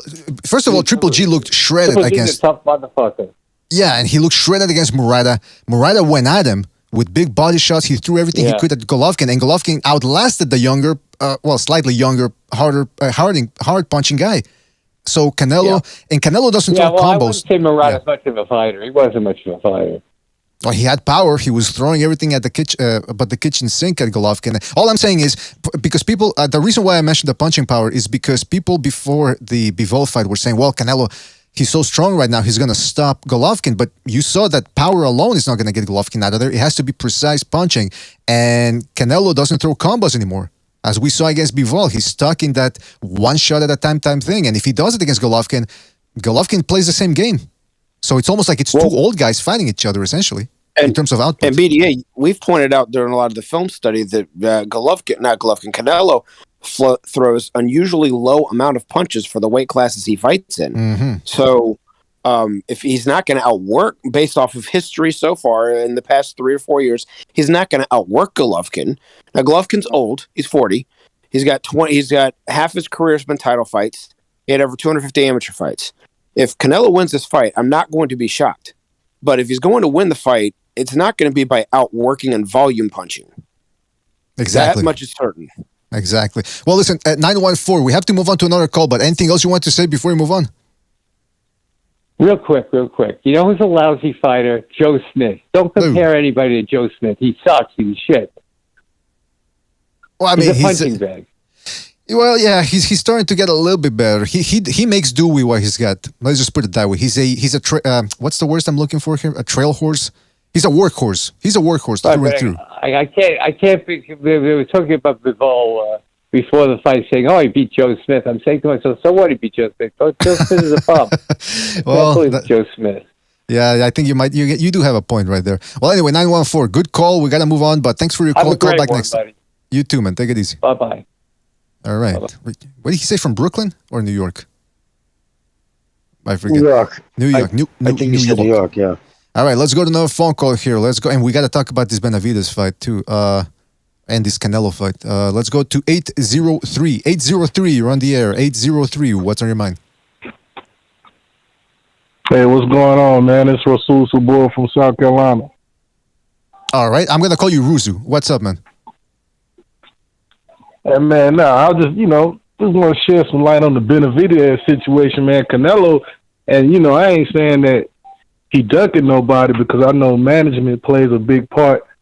But when you look at the situation, man, the best at 168 is David Benavidez. The best at 160 at the time when Canelo was at 160 and he vacated the WBC belt when they elevated him to franchise, the best at 160 at that time would have been Jamal Charlo. Now, it was Canelo's decision to accept the WBC franchise, and he accepted it, vacated, moved up. Went to 175 and fought Kovalev, knocked out an old Kovalev, come back down to 168, become undisputed. He has yet to fight the best in the division. And, I like Canelo, man. He's a great fighter, but he got a reputation of ducking the best in the division. That's why I just can't get him all the credit, Well, I mean, whether he fought Charlo or not, he's still fighting tough, credible opposition at higher weight. First of all, the Charlo thing, Please don't mention Charlo. I mean, this guy's struggling against Kovrov and against Montiel. You've never seen Canelo struggle with those type of level fighters before. But as for the Benavidez fight, I agree with you. Look, Benavidez is the best guy at 168, even though he doesn't have a belt. And I wish you were here with me when I have people trying to prop up a fighter to me and telling me, well, he's got a belt. Fuck, the belts don't mean shit. Fucking Benavidez doesn't have a belt. And now everyone's saying that's right. So yeah, the Benavidez thing, I do agree. Even though his resume is a bit thin, but I think stylistically, and we've been saying this for a while here on this channel, stylistically he will give Canelo problems or maybe even beat him. But for now, Canelo is contractually obligated to stick with the zone and fight Golovkin. So, there's not much we can do there other than wait. But let me ask you this, caller. Benavidez, he can't fight Canelo right now. He can't get him. Who do you want to see Benavidez fight next? What's your dream fight other than a Canelo fight? Either Andrade or Charlo, man. Well, there you go. Hands down. I would much rather see him fight Demetrius Andrade because I believe Demetrius Andrade beats Jamal Charlo. Yeah, I think I believe David Benavidez beats Jamal Charlo. Oh, that one I definitely agree. Yeah, that one I do agree. So it's either him. Hey, no interest in seeing Caleb Plant take on Benavidez. Nah. Caleb Plant ain't on. He ain't nowhere near on Benavidez level, man. Caleb Plant gets beat by Benavidez, Andre, and Charlo, man. Oh, it ain't. Yeah, definitely. All right. Well, there you go. That's Ruzu telling it like it is. Anything else you want to say before we move on? Oh man, just appreciate you, man. I just clicked on you live today. Didn't know nothing about you, but y'all continue to do your thing, man. I enjoyed it. Thank you, man. Thank you. I really appreciate it, man. Hit the like on the way out, man. Hit the like on the way out. Yep. All right, take it easy. Thank you for calling. Call back next time. Call back next time. All right, definitely. All right. Fantastic. That was a yeah. No, we could who actually really knows his stuff? Like if you listen to him talk, all I do anyways, when he comes in and you hear him talk about fights, really breaks him down. He's smart. Yeah. Antonio Tava. Oh, he's pretty good, man. He broke all. He was the one saying that Fury was going to knock him out, I believe. One of the few guys saying that before the second fight. And yeah, I know he's got a pretty good mind for the game. But his thing is Benavidez is all wrong. When they asked him, he's like, "You crazy?" Benavidez was him saying, "I saw this actually this morning. Benavidez is all wrong for him, man. You kidding me? I mean, it was tailor made for him with his head straight up, no movement coming in like that." Short punch, he doesn't use his length to his advantage. Why is people saying this is the guy? But he also says Jamal because he won't try to fight him. He'll stay away and just try to use his jab, which will make it harder to get to him. Whereas Benavidez, to his credit, he won't be running from him. It won't be hard to find Benavidez. That's right. But yeah, that's again, I just wanted to say what Trava said. He said, the thing with Benavidez, though, he keeps you busy, so you can't just you can just like start throwing punches because you're gonna catch a lot of punches. And he's on your chest. I don't necessarily think he's got a weak chin. It's going back not to the fat, the water, the additional weight that you put on. Because you already got fast hands, that gives you the extra protection because you're bigger than your opponent. Do you think Canelo hits much harder than David Lemieux? I think David Lemieux hits harder than Canelo. Maybe downstairs, okay, I get it. But if Benavidez is not running away, he's willing to exchange with you, it's because he can deal with you. And if he can deal with you and he's putting that pressure, that's a lot of trouble for Canelo because Canelo gets tired. What does Benavidez have that Canelo lacks? Well, before we get to that, before we get all to that, guys, let me just real quick because we still got some phone calls to get through. Shout out to Wakandan Tax Collector for his contribution. He says, Charlo, quote, Canelo ducks no one. Tyson, quote, say his name. Yeah, I mean, listen, the Benavidez thing, we all want to see the Benavidez-Canelo fight, but Charlo, I mean, he's been tiptoeing around Canelo for years now, so he needs to beat somebody of note before he's eligible for the Canelo sweepstakes. All right, let's go to a phone call here. Let's go to 346. 346, you're on the air. 346, what's on your mind? Hey, what up, y'all? It's your boy Logical Man. Hey, yo, what's up with Father Spear? Is he a troll or some shit, man? I hate to debate that dude, bro. But let's get to boxing, man. Look, Benavidez, I think he can fight next. Will be Charlo or Andre, of course. Everyone's saying that because the Plant fight is really a waste of time. Plant only talking big and nice because he already lost. He got nothing to lose, and now he's talking big. Y'all see him on Twitter and let's make the fight. But he wasn't trying to make the fight there, and he had that belt. And Davis versus Rolly, man. it's funny because I never seen Davis train so hard for a person, man. Like I'm thinking Davis know that Rolly is in my weight class. Rolly isn't dehydrated or he's inflated. You know, some lower weight class coming up. He's ready to go. He believes he can beat him, and I like that.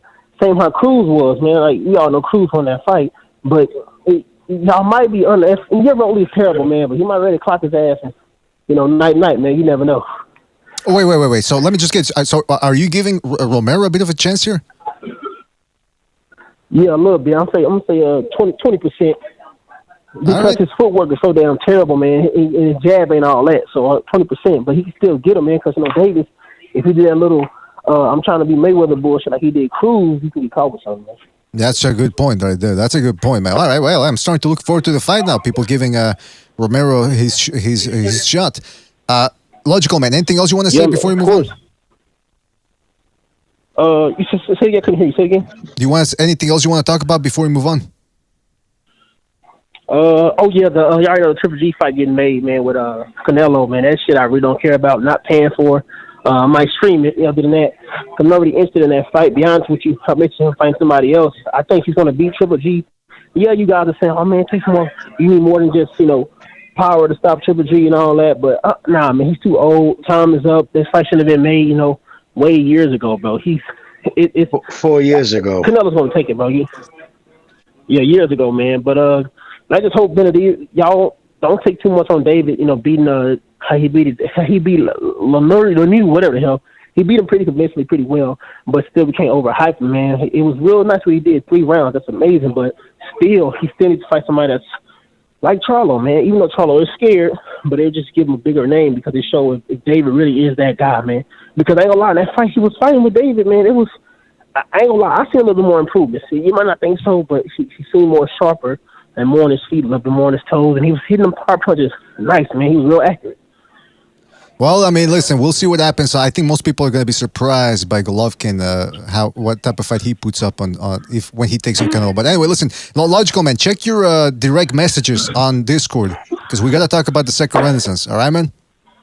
And I agree with Logical, man. I saw some punch selection with Benavidez was different. Jimmy, hold on. I'm trying to relay a message here to Logical Man. So yeah, Logical Man, check your DMs, all right, man? Your direct messages. Yeah, I got you, man. Hey, y'all make sure to get Fighter Spirit on, buddy. Debate him. That dude's a maniac. He's like BLM on crack, but for Mexicans, man. I don't know what's going on, man. He's in the chat right now, and Bucho's saying, set up a Logical Man versus Fighter Spirit debate. I don't know what you guys are going to debate about, but hey, sounds good to me, man. Sounds good. Let's do it. All right. Appreciate it, man. Right. Yeah, have a good one. Take it easy, Logical Man. All right, listen, fellas, we got some... Yeah, the phone calls are piling up, so let me just get through them and... What's that? Jimmy, are you okay? Jimmy, what the fuck? He cut off. Hopefully he's all right. He sounded like he was choking or something. Yeah, I hope it was just his microphone cutting out. Yeah, me too, sometimes it happens with the microphone. But hopefully. All right, let's go to... Hold on a second. 917, you're on the air. 917, what's on your mind? Yo, hello? Okay, first of all, sir, please lower your microphone, your radio or whatever it is you get in the background. I hear reggae music in the back. Brooklyn right now. Hello? Yeah, okay, now I can hear you. What's up? Yeah, my bad, man. I'm in the middle of fucking Brooklyn right now. Summer weather, people blasting music. All right, what's going on? So for this fight, the one thing that is definitely a factor in my prediction, and it might sound like a small thing, but the fact that the fight is at 135 versus 140 kind of puts things more in the favor of Tank for me. Because otherwise, like a clean 140 Rolly is very strong, very big guy for 140. Mm-hmm. So I'm curious to see how he's going to look at 135. Now, granted, if he makes weight, he's not dehydrated, and he's feeling good, it's a 50-50 fight. If he's not 100%, or like maybe, I don't know, cutting the weight is a little too much for him, it's a 60-40 in favor of Tank. Oh. Interesting. So hey, listen, that's a good point about the weight there, and that's why I'm interested in hearing from people about this fight, because when you watch the film, Davis is all over the place, but he does have strengths, and it'll be interesting to see if he can implement those strengths and make something happen. All right, listen. Rolly has. Can you hear me? Yeah, I heard the subway there in the background, but yes, yeah. My bad. The train just passed. Yeah, Rolly's got just as much power, if not more power, than Tank. Whoa. In my opinion. You just don't see it because he's been fighting bigger guys. The one time Tank, or one of the few times, I don't know how many times he's been to 140, but I mean, come on. The Mexican guy fought. I mean, he wasn't really like a muscular, kind of like strong-looking dude. I mean, I know that there's more to boxing than that, but I want to see what he could do to a regular 140, someone who's kind of built up. If Rolly's chin can hold up, that's actually the number one factor, actually. If his chin can handle a Tank shot, it's going to be a war. Because as clumsy as his feet are, Rolly throws punches from angles that you don't expect. And when he lands. So, I mean, it really depends on the two things I said. If he makes the weight and he's feeling good, and if he could take a shot from Tank. Hey, man, if those two things are in place, it's 50-50, bottom line. Hope you're right. Hope we get a good fight. All right, yeah, listen, hope you're right. Hope we get a good fight. That's what I'm looking forward to. And hopefully we get some sort of a mild upset of some sort in terms of a competitive fight. Well, listen, 917, good call, man. Call back next time, right, man?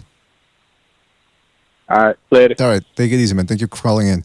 Don't forget to hit the like. Didn't Martinez get knocked out by Richard Comey in 4 rounds? Yeah, or 6 or 4 rounds, yeah. Yeah, Romero couldn't get rid of him. Martinez won.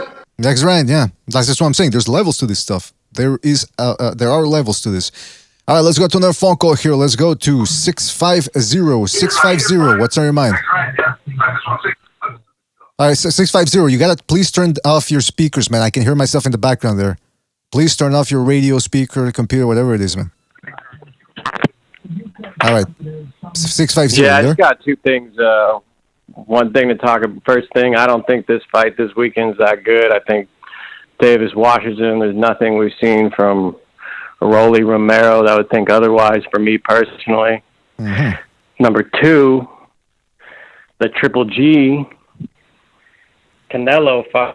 So I don't know why they're fighting again, but good for Triple G, get his money, but I just want to bring up something actually that was tweeted. Well, actually, it's the truth.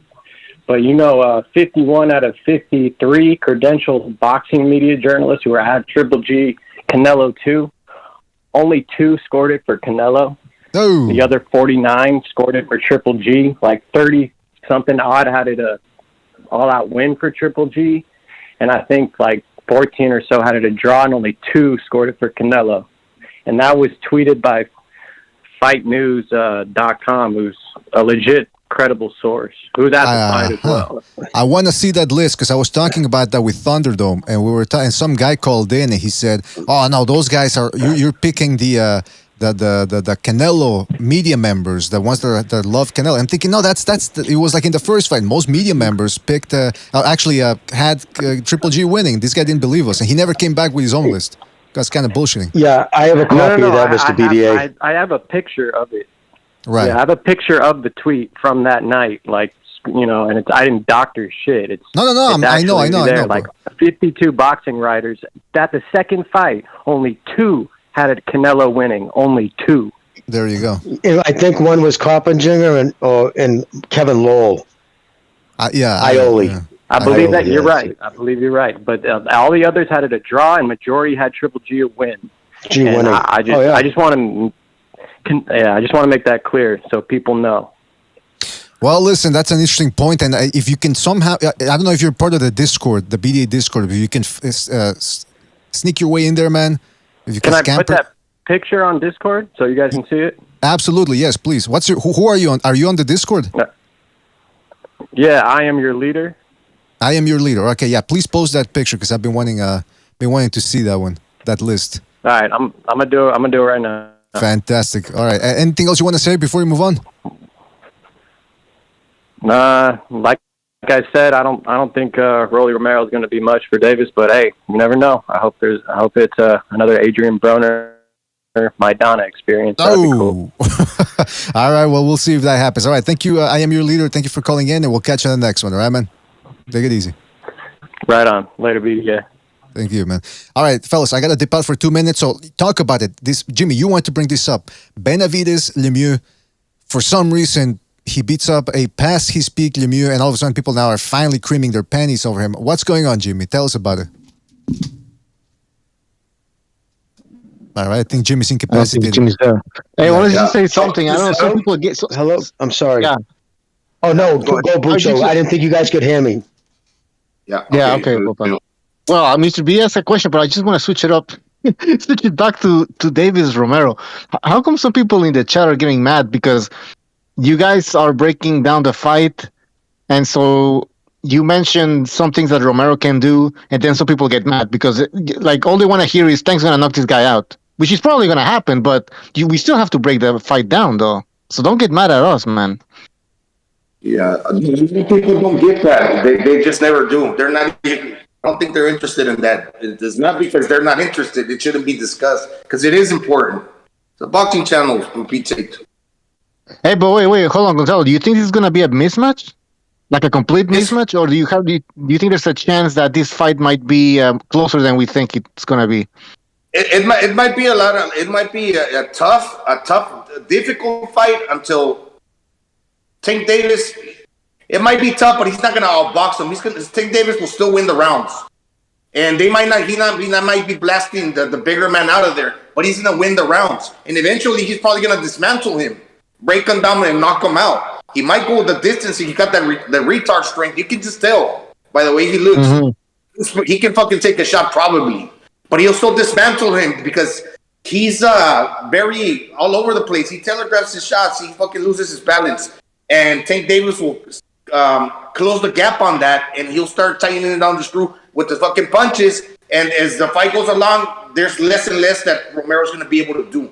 I'm not saying that he's going to necessarily knock him out, but even if there's not a lot of action going on, but Romero's making it rough, Tank Davis still outboxes him and wins the rounds. Well, some people I'll are saying, Bucho, I'll say if Tank doesn't wipe him out within 4 rounds, he isn't half the fighter I think he is.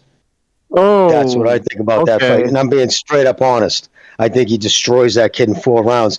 And on top of he might be bigger and stronger. Look at he's got no neck. I mean, he's got like literally no neck. Like not like when you say somebody's got no neck. It's all, but it's scrawny. He doesn't have a very thick neck. You can tell he just doesn't train his neck. Like you look at Davis, look at Canelo. You look at guys who really train their neck, put a lot of head weights. It doesn't look like he even trains it much. So I don't know what is his punch resistance and. But punching power, no, he hasn't hit it, and he hasn't seen the speed. For instance, David Lemieux standing there throwing one punch, like we were saying, who hits harder? It was between Lemieux and Canelo, right? Okay, if they were, the carnival thing, that punch thing you punch, and it spins up and says whether you're a sissy man or a tough guy, you know what I mean? If Lemieux was to go to the carnival and punch one of those, he might get it the same as Triple G, maybe a little farther. But he'd be winding up, and you'll see it coming. And it's Canelo's it'd be almost as hard, but with just no movement, just right there in speed, bang. Speed kills. The speed is the punch you don't see coming because of speed, how quick your hands are. Lemieux telegraphs the shit out of his punches. He looked old and washed, and I just wanted to say that, man. He was a 17-1 underdog for a reason. Oh, jeez. Yeah, dude, he was a 17-1 underdog. That's fucking huge. And I mean, they knew he was washed, and he was washed when they first announced that fight. And no knock on Benavidez, that kid's as tough as a $2 steak, and he's probably one of my favorite PVC fighters. But David Lemieux, man, he was not. He's only getting better. He lost everything at 160. Yeah, but you think about when they put Muhammad Ali's skills on display when he did the Ali shuffle when he was facing the Cat Williams guy that he got shot and fucking he was like a shell of himself. And they put those highlight reels and Muhammad Ali looked like fucking $1 million. David Benavidez, he looked like $1 million. It's not so much on the performance; it's that he's only getting better. And with the size, Lemieux, he might not hit, but it's just like he had a lot of knockouts within the first and third round. A lot of KOs, not just TKOs. But it's not just that he punches and that we're comparing the power, and that's why maybe Canelo will probably hurt him while Lemieux can't. No, I think he's pretty comfortable leaning on you, getting close. And we don't expect, we don't look for this guy to be pussyfooting around on his tippy toes, trying to look flashy. No, this dude's got long legs. He's going to walk you down. He's going to put his flat feet on the canvas. He's going to get a surface area where everything that he's throwing, although it might not be heavy, there's weight behind it. He's going to fucking sandbag you. And he threw a 25-punch combination after he sent him really to the ropes with the lead lip hook. That was pretty amazing. Not so much the performance, but the dude feels comfortable, right? You can tell. He's got like a 90%.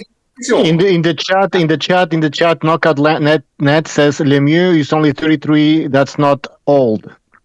That age has nothing to do with it. It's about the wars you've taken. How many times you've been beat up? You know what I mean? And you know what I mean? That's what. He got destroyed by Rubio a long time ago. Now he recovered. He moved on to 160, then got a title shot. He won the IBF belt. Then he lost it against Golovkin. Then he lost against Saunders, and that was 5 years ago, I believe. But what I was, he's 33. But I wanted to say about what Jimmy said is right. It's not the age, because I mean, if you look at Lemieux's last 3 fights, if you can find them, he looked awful. Yeah, so he was clearly on the downslide. Lemieux, awful. David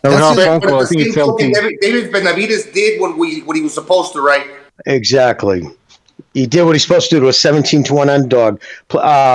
And what I did notice something a little different with Benavidez. It seemed like he was using he used a couple of punches I didn't see him. I don't remember seeing him use. So I think he's working on maybe different punch selection too, which will only make him more effective of a fighter.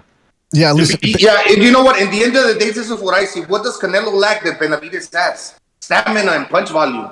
Yeah. Benavidez is throwing 50 punches per round. He's throwing like 700, 800. By the way, for a super middle, who did you have? Big fucking Julio Cesar Chavez, big Mexican dudes. They can't really let their hands go for whatever reason.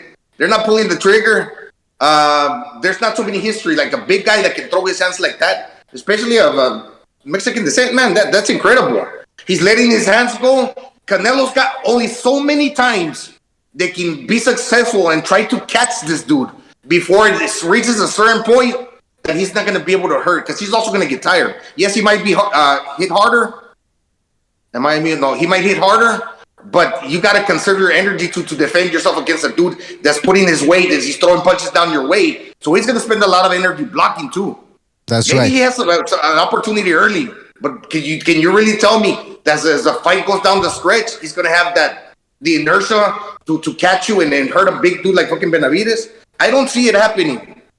Well, man, listen, I want to touch upon that as well myself about the Benavidez situation, because it does warrant some explaining. But before we do that, let's go to LT, who's insisting we talk with him. 956 LT, you're on the air. What's up, man? Woo! Insisting. Fuck yeah, that's right.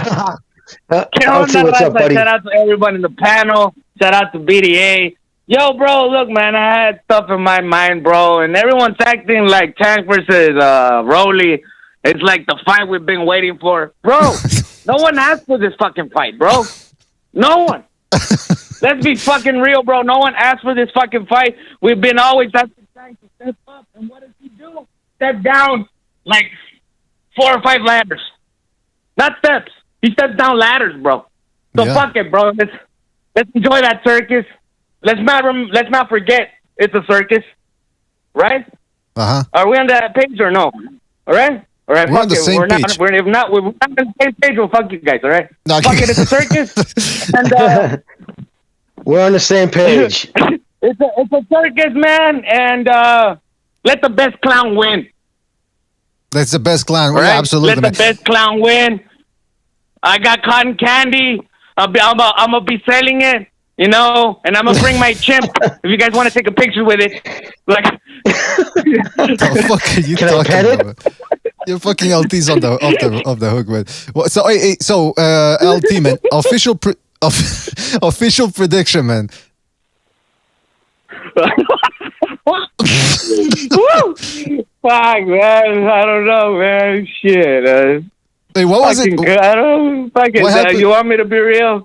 What happened? You want me to be real, bro? No, hold on. When Black Chibi was on Open Friday one day, and he said he was talking about a prediction. He goes, "Listen, I was talking to this friend of mine on Xbox Live, and you just hear LT go on Xbox Live, and then he waits 2-3 seconds, and then you just hear LT going." He's laughing at the guy saying, "LT, you're a mean bastard, man. You're a mean bastard, man." That's fucking funny, man. I was talking to my friend on Xbox Live, bro, and then you said you were talking to your on Odyssey, or what did you say? What did you say, BDA? You were talking to? Game Gear on the Game Gear. All those games. I was talking to some bitches on Roblox. on my ColecoVision or on my Atari. Yeah, that was on my Atari. All right, well, listen, LT, what else you got, man? Okay, man. I think Tank wins. But hey, man, what the fuck do I know about boxing, you know? I mean, if that's what you guys want to call, you know, boxing or whatever, right? So, yeah, man, hey, thanks for having me, man. Peace out, man. Problem. Much love. Take it easy. Adios. Shout out to LT and shout out to Black Chibi as well. These guys are dynamite when they get to the nitro and glycerine. That's what these guys are. All right, well, listen. Can I ask a question just to Jimmy? Jimmy, how many pay-per-views do you think this is going to do? And how many pay-per-views should this do? Oh. I mean, if there was a God, if there was karma, they would do 10,000. And you know what I mean? And he would definitely flee Mayweather. The fact that it's a pay-per-view just brings it to a whole new level of fucking gross. What do you mean, if there was a God? You know what I mean? A boxing God, like for paying back karma. Oh, okay. Good. Yeah, I was gonna get on you, Jimmy, for that. No, but yeah. So I know you, man. Don't worry. I know you were. No, but all kidding aside, you're saying what? 50K pay-per-views? That would be a good result? I don't think it does that. I don't think. Put it this way. I don't think it'll be announced. I don't think they'll pull the same thing. They'll just ignore the question. Like, I mean, in every fucking LB thread, what's that number? They're still asking them a week out of this fight. They're still asking them to post a number for Santa Cruz because remember, and everybody, and it's so funny because Tank fans get so angry. What's the fucking matter? The pay-per-view numbers, but yet these are the same clowns for months to say he's a fucking pay-per-view star. He's the only pay-per-view star in the division. But then when they don't release his numbers, what's the fucking matter, man? Why you hung up on that shit, dude? What are you mad? But it's like, but they promote him as a star, as a fucking pay-per-view star, and he's right, and that's what you promoted by them. Show us your star, yeah, but they think they can create pay-per-views by using fancy behind the scenes or like 24/7 all access, that type of stuff. That's not how you create a superstar. Like the superstars to be created inside the ring. Again, with consistency and good performances and good opposition, obviously. That's right. Not just by throwing Instagram posts and like creating feuds between boxers, but yeah, it looks like it's fun to watch Tank Davis and Rolando Romero talk shit to each other, but it's a mismatch at the end of the day. Yeah. Well, you notice something, guys? Tank Davis, Rolando Romero, he became a beast ever since he fought Yigit or the other guy. That from then until now, how did he blow up in the sense of the minds of the people? That all of a sudden he's this fucking juggernaut. Oh. Well, did you notice that? I haven't, maybe he has, I just haven't caught it. I tried to look for it. I haven't heard Floyd talk this fight up. I haven't heard Mayweather talk about great this fight, or maybe he did when they first announced it or whatever, but it's been Ellaby. Which let's make, I know he's been going after fucking Hearn all week and the shit. He has no idea. He lost that money. Like, dude, you were Mayweather's second. You know what I mean? We were speaking of Haymanites earlier. He did put together something was pretty interesting. Floyd Mayweather's his uncle Roger was as close to him as anybody. He respected him as much as anybody. And Roger straight up said, "What did he do? What does he do?" And the guy said, "Well, he's the CEO of Mayweather Promotions." He goes, "Well, I don't even know what the fuck that is." And since he doesn't do nothing. He just really let it be known what he didn't. Ellaby is nothing. Top Rank made fucking. Had him on HBO 23 to 26 times, and then And then by then he started and turned into the TMT, and we all know the history from there. But all he was a second. He wasn't even a trainer. He was just a second, not a cut man, nothing. And then he became a CEO of a fucking company with 3 employees. You know what I mean? Him, the janitor at the gym, and 1 fighter. And it's been him saying all this ridiculous shit because it's a proper. They're trying to talk their way into this. That's all it is. It's all talk. And then he attacks boxing Twitter as fanatics, or he's not catering Davis to the hardcore fan base. Imagine actually coming out of that word coming out of your mouth, like you sell cars. Well, I'm not trying to sell these cars to people with licenses. You know what I mean? Like what a fucking moron. That's an excellent way of putting it, Jimmy. Yeah, I mean, and it's like Gonzalo said too. He says, wow, after the Yigit fight, all of a sudden now people are giving Romero some semblance of a shot. But even then, most people aren't even bringing that up because they know Yigit just ain't that type of fighter. I mean, I don't know. It's people they're trying to really push this fight, and it's gaining very little traction. By the way, tomorrow there's going to be the official workout, media workout.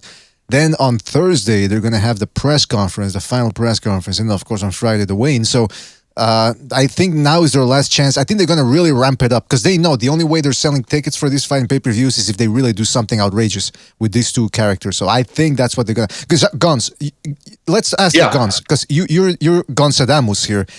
Do you think there's going to be some shenanigans at the weigh-in or in the final press conference? Some fisticuffs going to be thrown or something? But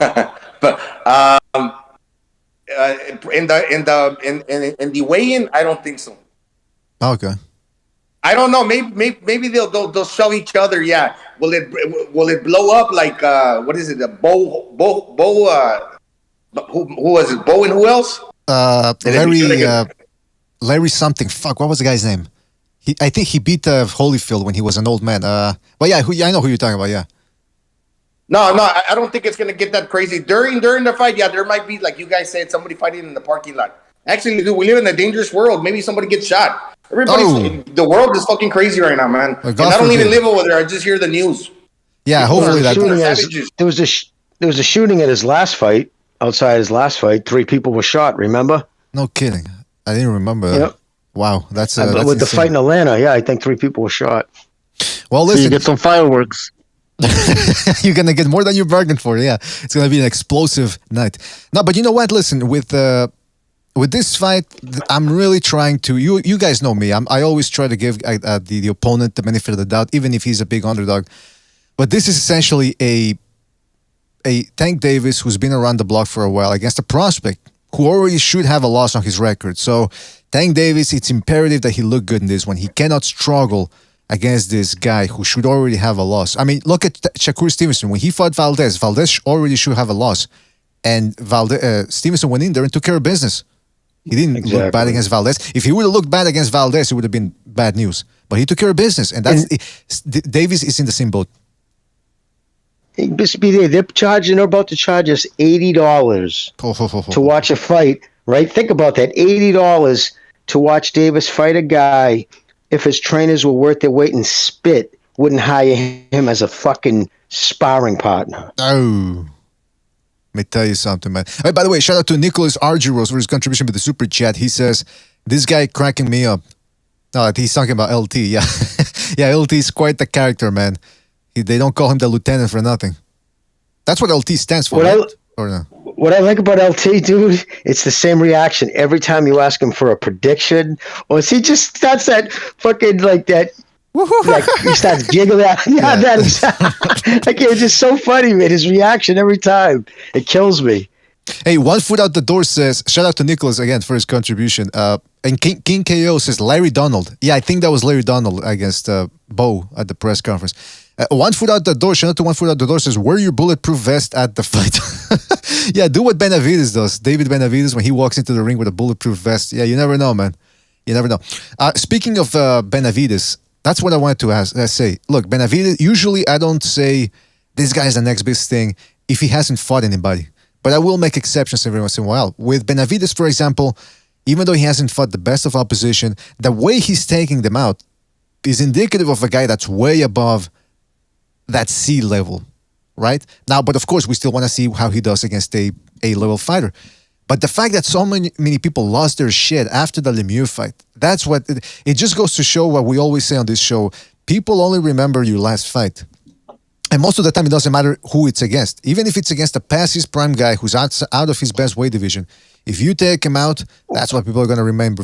I mean, look, Benavidez looked great. He brutalized Kyron Davis in his last fight. He did the same thing to Ellis, who's a good fighter and big too. And he was laying the type of beating that could actually end a career or end a life. I'm not kidding. He's mean. Yeah. He's mean. Let's be honest. He's mean. But my thing is, why didn't? But my thing is, kid. Right. But my thing is, people should have lost their shit after those fights.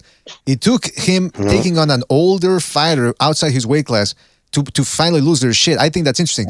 But I will say, and it's the visceral hatred too for Canelo, right? You got to add that. Too, yeah. But I want to make things clear because I know people. But hold on. I want to make things. But I want to make things clear because I know there's people out there that don't listen properly to what I'm saying. They think I'm hating on Benavidez. No, I'm saying he is the goods, and I've been saying this before the Lemieux fight. But I'm just pointing out how weird it is that people chose this fight to finally jump on his bandwagon as opposed to all the other fights before him. No, they've been on the bandwagon for a while. You know when the light bulb clicked and it dawned on me, it's not so much the performance now. Off the coattails of the Canelo performance where Canelo didn't throw punches. Now the revelation was, holy shit, this fucking guy lets his hands go. And for at 168, unlike I have ever seen before. So that alone and me thinking, you know, what he said 2 years ago, they better fight me now before when he said that because I'm only getting better. And that's where they say, oh, okay, I see what he's saying. Yeah. He's a boogeyman now. He's a boogeyman. I wanted to do a show on this, but because this fight's happening, the Romero Davis fight, so I kind of postponed the show. But I had this show ready, man. I want to see this Benavidez fight, the Canelo Benavidez fight. But this boogeyman thing is getting out of control, man. And yeah, Mr. B, you're right. After this Lemieux fight, it seems like the boogeyman, status has increased 10 times for some fucking reason. Well, he's gonna call everybody out. He's been telling these guys, they fucking fight me, and they got excuses. Oh, well, you're too young, and you need to get the COVID shot. Stuff like that. Look, that's the PBC. That's the PBC. That's the PBC. They never make the fights we want. Who's scared of who? I don't know. At this point, I don't know with the PBC because for a long time these guys never fight each other. So who's afraid of who? Is it that they're afraid of each other, or is it that the PBC can make the fights that we want?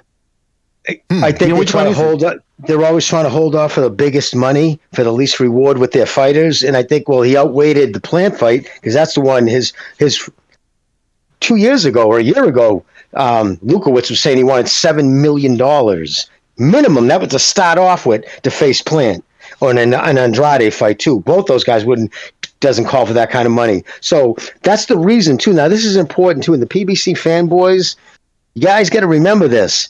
The only reason that motherfucker's with the PBC is because of an Al Haymon contract stipulation. You know what I mean? He was forced. He left. He signed in 2019. He fled the PBC and he went and signed, got a $250,000 signing bonus from Top Rank. Remember, Lukowicz took him to court, sued him, and had to give his money back to Bob. And shit, but then the next time he had his picture taken with Lukowicz, look at that. It's that famous picture. He's standing there, and you could tell the look in his face. He can't stand him. So I don't know. I think he might bail once he gets past this. But I believe he's a fighter, and I think he knew the reason we ran to Top Rank because he knows Top Rank matches the guys tough. Well, tougher than the PBC does, and so good on him for going there. But he was forced he's only there because of court. So. Right. I mean, that's what I heard is that Canelo's going to be fighting Golovkin in September, and then in May of next year, he's going to be fighting Bivol. So that Bivol fight is a waste of time. He's not. What? That Bivol fight, the rematch is a waste of time. He's not beating Bivol, man. But he wants that fight. I mean, do you think it's going to happen? I think what if he loses the GGG fight? Well, that's the thing, Gonzalo. That's what I was saying earlier. Canelo, I'm telling you right now, I'm willing to bet he's going to struggle against Triple G. I've been saying it since before the Bivol fight. So when that happens, or if that happens, rather, people are going to say, oh, man, it's going to be a bad year for Canelo because people are going to point to the fact that he lost his fight and then the fact that he lost. Don't be surprised if you start hearing people saying that Canelo's shot. That's what people. That's how I've seen it before. The people were doing it to Pacquiao. Remember Pacquiao in 2005? He had 2006. He had a great year. Then in 2007, he went the distance with Barrera and and he had a tough night against Solis. And then in 2008, to start 2008, he struggled mightily against Marquez. That fight could have gone either way in the rematch. And I remember Ring Magazine and the people in the forum saying, maybe Pacquiao's losing it. He's had too many fights, too many tough fights, blah, blah, blah. And then what happened that same year? And then Bradley. Well, no, I'm saying 2008. And then that same year. Yeah, after that, he killed Bradley. No, he didn't. And then that same year, he beats up De La Hoya. Oh, no. That same year, he beats up De La Hoya. And then the following year, Hatton. And all of a sudden, he's the best fighter in the world. So things change from one fight to the next. But right now, Canelo's in a slump because he's going to look, against Golovkin. And I'm telling you, people are going to start with the narrative that Canelo's shot. He's losing the hunger. It's too much money, blah, blah, blah, blah, blah. Yeah. I thought you were talking about the third Marquez fight. GGG's a nightmare for anybody, and this is why this guy's not really calling him out. Now, nobody's... Triple G's not ducking anybody. He took a little break after fighting Canelo, because he made all that money. But he still got 2 belts. He's a fucking nightmare. He's the old boogeyman because, dude, this guy will not stop coming at you. He can take your best shot. He's like Jason from Friday the 13th. You can't kill this motherfucker. He's gonna still chase you down, and guess what? His axe is bigger than your fucking knife. But I agree with Gonzalo, but it's unfortunate that a lot of people don't understand this and don't want to accept this. All right, because it's unfortunate because whatever happens on that night, like let's say Canelo beats Triple G, he won't get any credit. It's a no-win situation for Canelo at this point. This Golovkin fight. That's true. It's a no-win situation. That's true. It's I kind of feel bad for the guy. It's financial. But again, like Gonzalo said, he's still dangerous. Golovkin's still dangerous. He's one of the most avoided fighters in recent years, I believe. And Canelo's fighting him. And these other guys aren't doing anything. Like Benavidez, okay, yeah, he looks great. He's not fighting anybody. And he's getting all the praise. Carlo, he's struggling against Montiel. He's struggling against Korobov. He's not doing shit. He's gonna fight that other Polish guy or whatever. Sulensky, and he's gonna get all this praise. He's gonna be considered a boogeyman. He's gonna be praised and Charlo, poor Charlo. He can get the fight. He's so good, but he can get a good fight. Like, come on, man. Like, we're not giving praise where praise should be given. Okay, so I got a question then. We know Canelo's gonna fight Golovkin probably September, right? 16 or something, whatever, or the September 16 weekend. What does Benavidez do from here on in? Do you guys expect a Charlo fight to happen or a big fight to happen? Or I said Caleb Plant. Fuck Caleb Plant getting out. What's he doing? What happened with Caleb Plant? This is the thing with PBC fighters. They fight one big fight and then they disappear. Like they I don't know where they go, man. Like he needs to fight Caleb Plant. Why not? That's what they're talking about, Pucho. Oh, great! That better fucking happen. I don't want this excuse that Caleb Plant needs a tune-up or something. Like, for what? Come on, it's been a year. You already got your break and your vacation. Let's get back in the ring. Fight Benavidez. Yeah, you're absolutely. You know what it is, dude? He's got $10 million now for the first time. He's never been paid $1 million. You know what I mean? He's probably in Bora Bora somewhere, right? But that's Steve Kim said it perfect when he said, Bivol only took $2 million, the bare minimum, just to get the win for the legacy and what we know we would do for his name. With the PBC guys, they're starting off at $10 million, and Canelo's $10 million. We want 10. To them, that's the win. With the PBC guys, it's the negotiation. They want that big payday because they're all standing there like, yeah. He's fighting Sulaki or whatever, the fucking Suzuki or whatever. You know what I mean? Come on, dude. He's a career 154 pounder. Sulaki, Sulensky. Yeah, okay. Just come on. Hey, but he's on. Go ahead, Jimmy. Sorry. No. Go ahead. No. Go BDA. I interrupted you, man.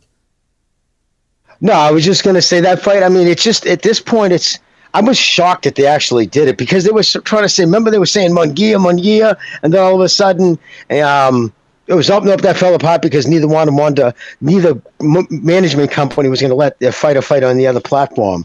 It's like, dude, if you're that confident about your guy's shit, let him go over on DAZN. But because Al needs the money or wants the money so bad, he's not going to let them fight off his program. And then on top of that, he even wants guys who come over and fight for him to sign even a one-fight deal as him as his, part of that's the thing. You're going to sign a deal. Think about it. Instead of just saying, come over here and fight on Showtime, Why do you think they're so adamant about Canelo signing a deal, a fucking 3-fight deal? There's the reason behind that is because Heyman gets 15% of Canelo's purse. And if Canelo's getting 40 million, right, dude? Think about it, dude. Hey, Nobody even talks Jimmy, about that. But yes. Jimmy, can Benavidez go to the zone for a fight against Canelo or something? Like why Not is it Canelo without, that has not to go without to Heyman's. Yeah, not without Heyman's written consent. Put it this way: a part of the PBC contracts, fighters can't even discuss fighting somebody or even make negotiations. You know, Sam Lukowitz can't even discuss calling up the zone and talking about making a fight without Heyman's written consent. Like he's a seventh grader going on a fucking field trip. I mean, he micromanages everything. Yeah, so that's the reason why. And that's why you get what we got. Listen, the PBC, if you look back, the number of fights they had, the money behind that promotion, you got Ellaby tweeting $1 billion. You know, like he keeps saying that Hearn lost $1 billion. No, he didn't hit a projection mark, which ended up costing $1 billion, but he didn't hit the projection. But he's still a corporation, a multinational, corporation. What about the $100 million? What about the $1 billion that your boss blew through? That was investor money, everyday people money who just was investing in a hedge fund. So please don't come at me with you blew the money, because if you look at any promotion who spent the money they spent, the amount of fighters they had under contract, list right now. I dare anybody to list 5 all-time fights or 5 really memorable PBC fights. Yeah, nobody and I can bet defend you have a hard time. Yeah, that's outrageous that Benavidez is stuck with that type of deal that he can't fight. So in other words, if the Canelo fight were to happen for Benavidez, it would have to be on a PBC platform. That's outrageous. Yes, it would. Hey, by the way, because Heyman wants that 15%, brother. With this discussion, set up another wave of phone calls, and the phone lines are closing in about less than 20 minutes. So let me go through them quickly so everyone can get a chance to speak their mind. And don't forget to be brief with your comments, please, fellas, because what the fuck? Okay, somebody hung up. All right, let's go to another phone call here then. Let's go to, hold on a second. 386, you're on the air. 386, what's on your mind? Wait, somebody hung up? So I wasn't first in line, BDA? No, you were not, Jackson. Sorry about that. I know. Sorry, man. I don't decide the order of the phone calls. What do you want from me? I'm hurt. I'm really hurt. Wow. But what's up, guys?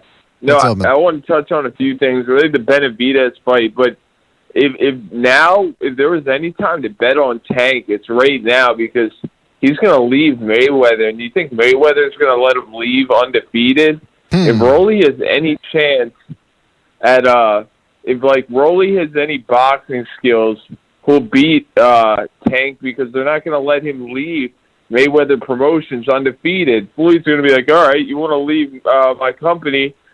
You're not leaving undefeated. We're going to take all your marketability away.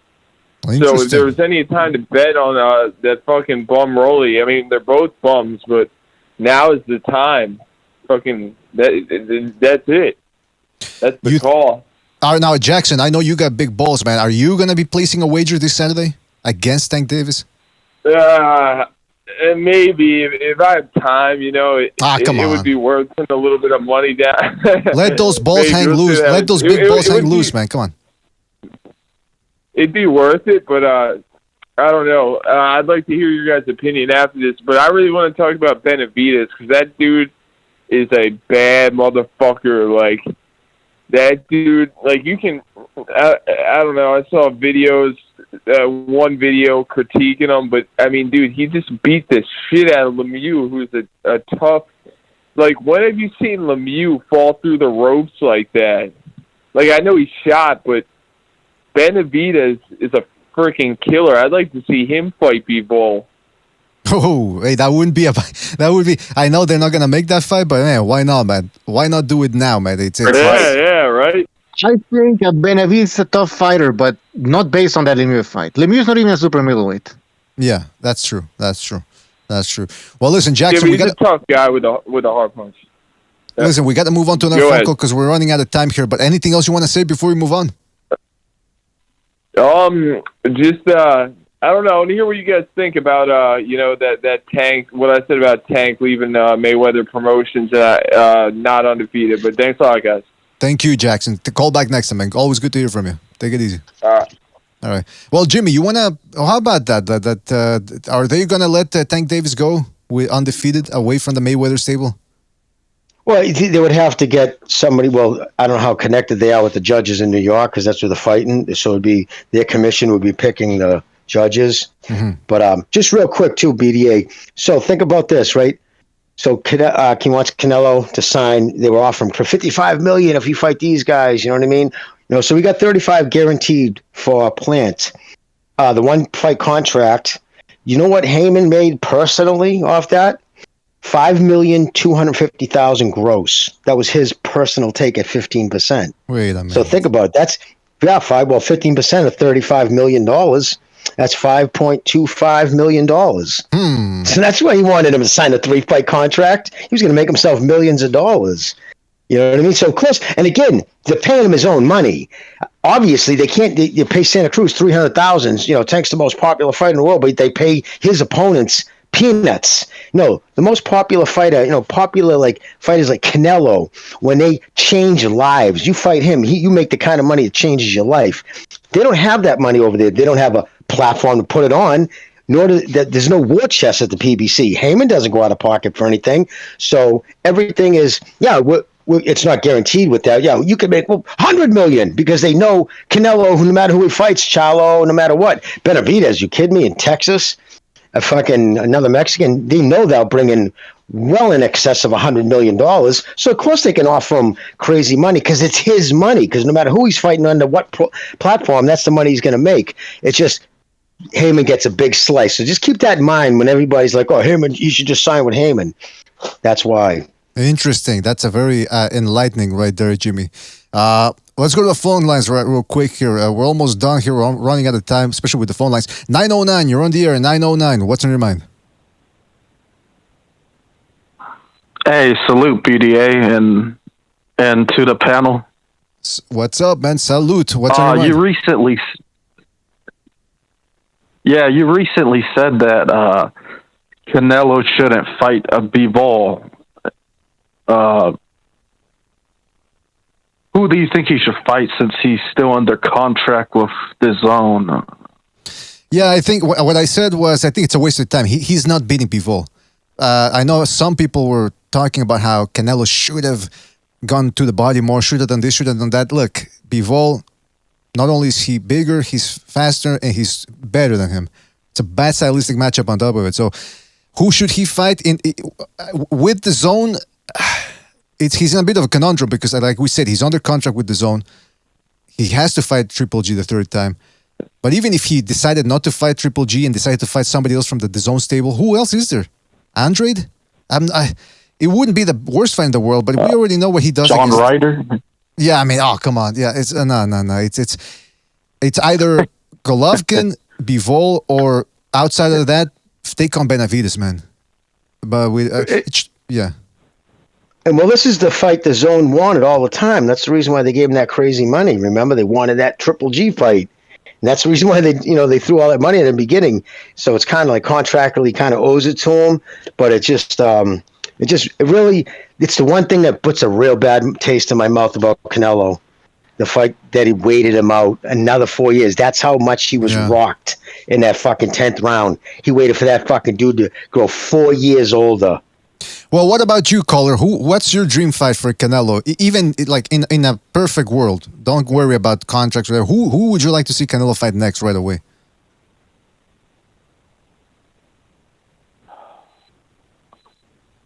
Probably Beterbiev, man. Oh, yeah. Well, I forgot about that. Well, that one, I think Canelo would catch a beating there. Well, listen, caller, I think we have a big delay here between us and you. But so anything else you want to say before we move on? Last statement? Yeah, I know it's too early, but what's your prediction for Triple G versus Canelo? I'm going with Canelo by decision, but it's going to be a tough one. I don't think he stops Triple G. All right, man. Well, yeah, fair enough. All right. Good call, thank you very much. Thank you, man. Call back next time. All right, take it easy, man. Yeah, that was 909. Yeah, that's a good questions right there, man. Good questions. And like I said, Canelo's in a bit of a precarious situation because I think he's going to look bad against Triple G, even if he wins. So with a loss against Bivol, then he's going to struggle against a 40-year-old. But like Gonzalo said, Triple G, like if he fights Charlo now, Jermall, I think he would. That would be 50-50. And the only reason I 50-50 is because of age. If we were talking about a 35-year-old Golovkin, 34, he wipes the floor with Charlo. Count on it. Count on it. Yep. Count on it.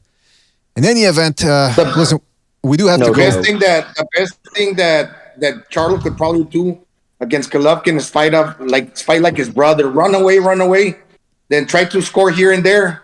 But GGG's gonna press you on the ropes, and she's gonna do that whole shifting thing, and he's gonna get you out of there, man. He's not gonna stop.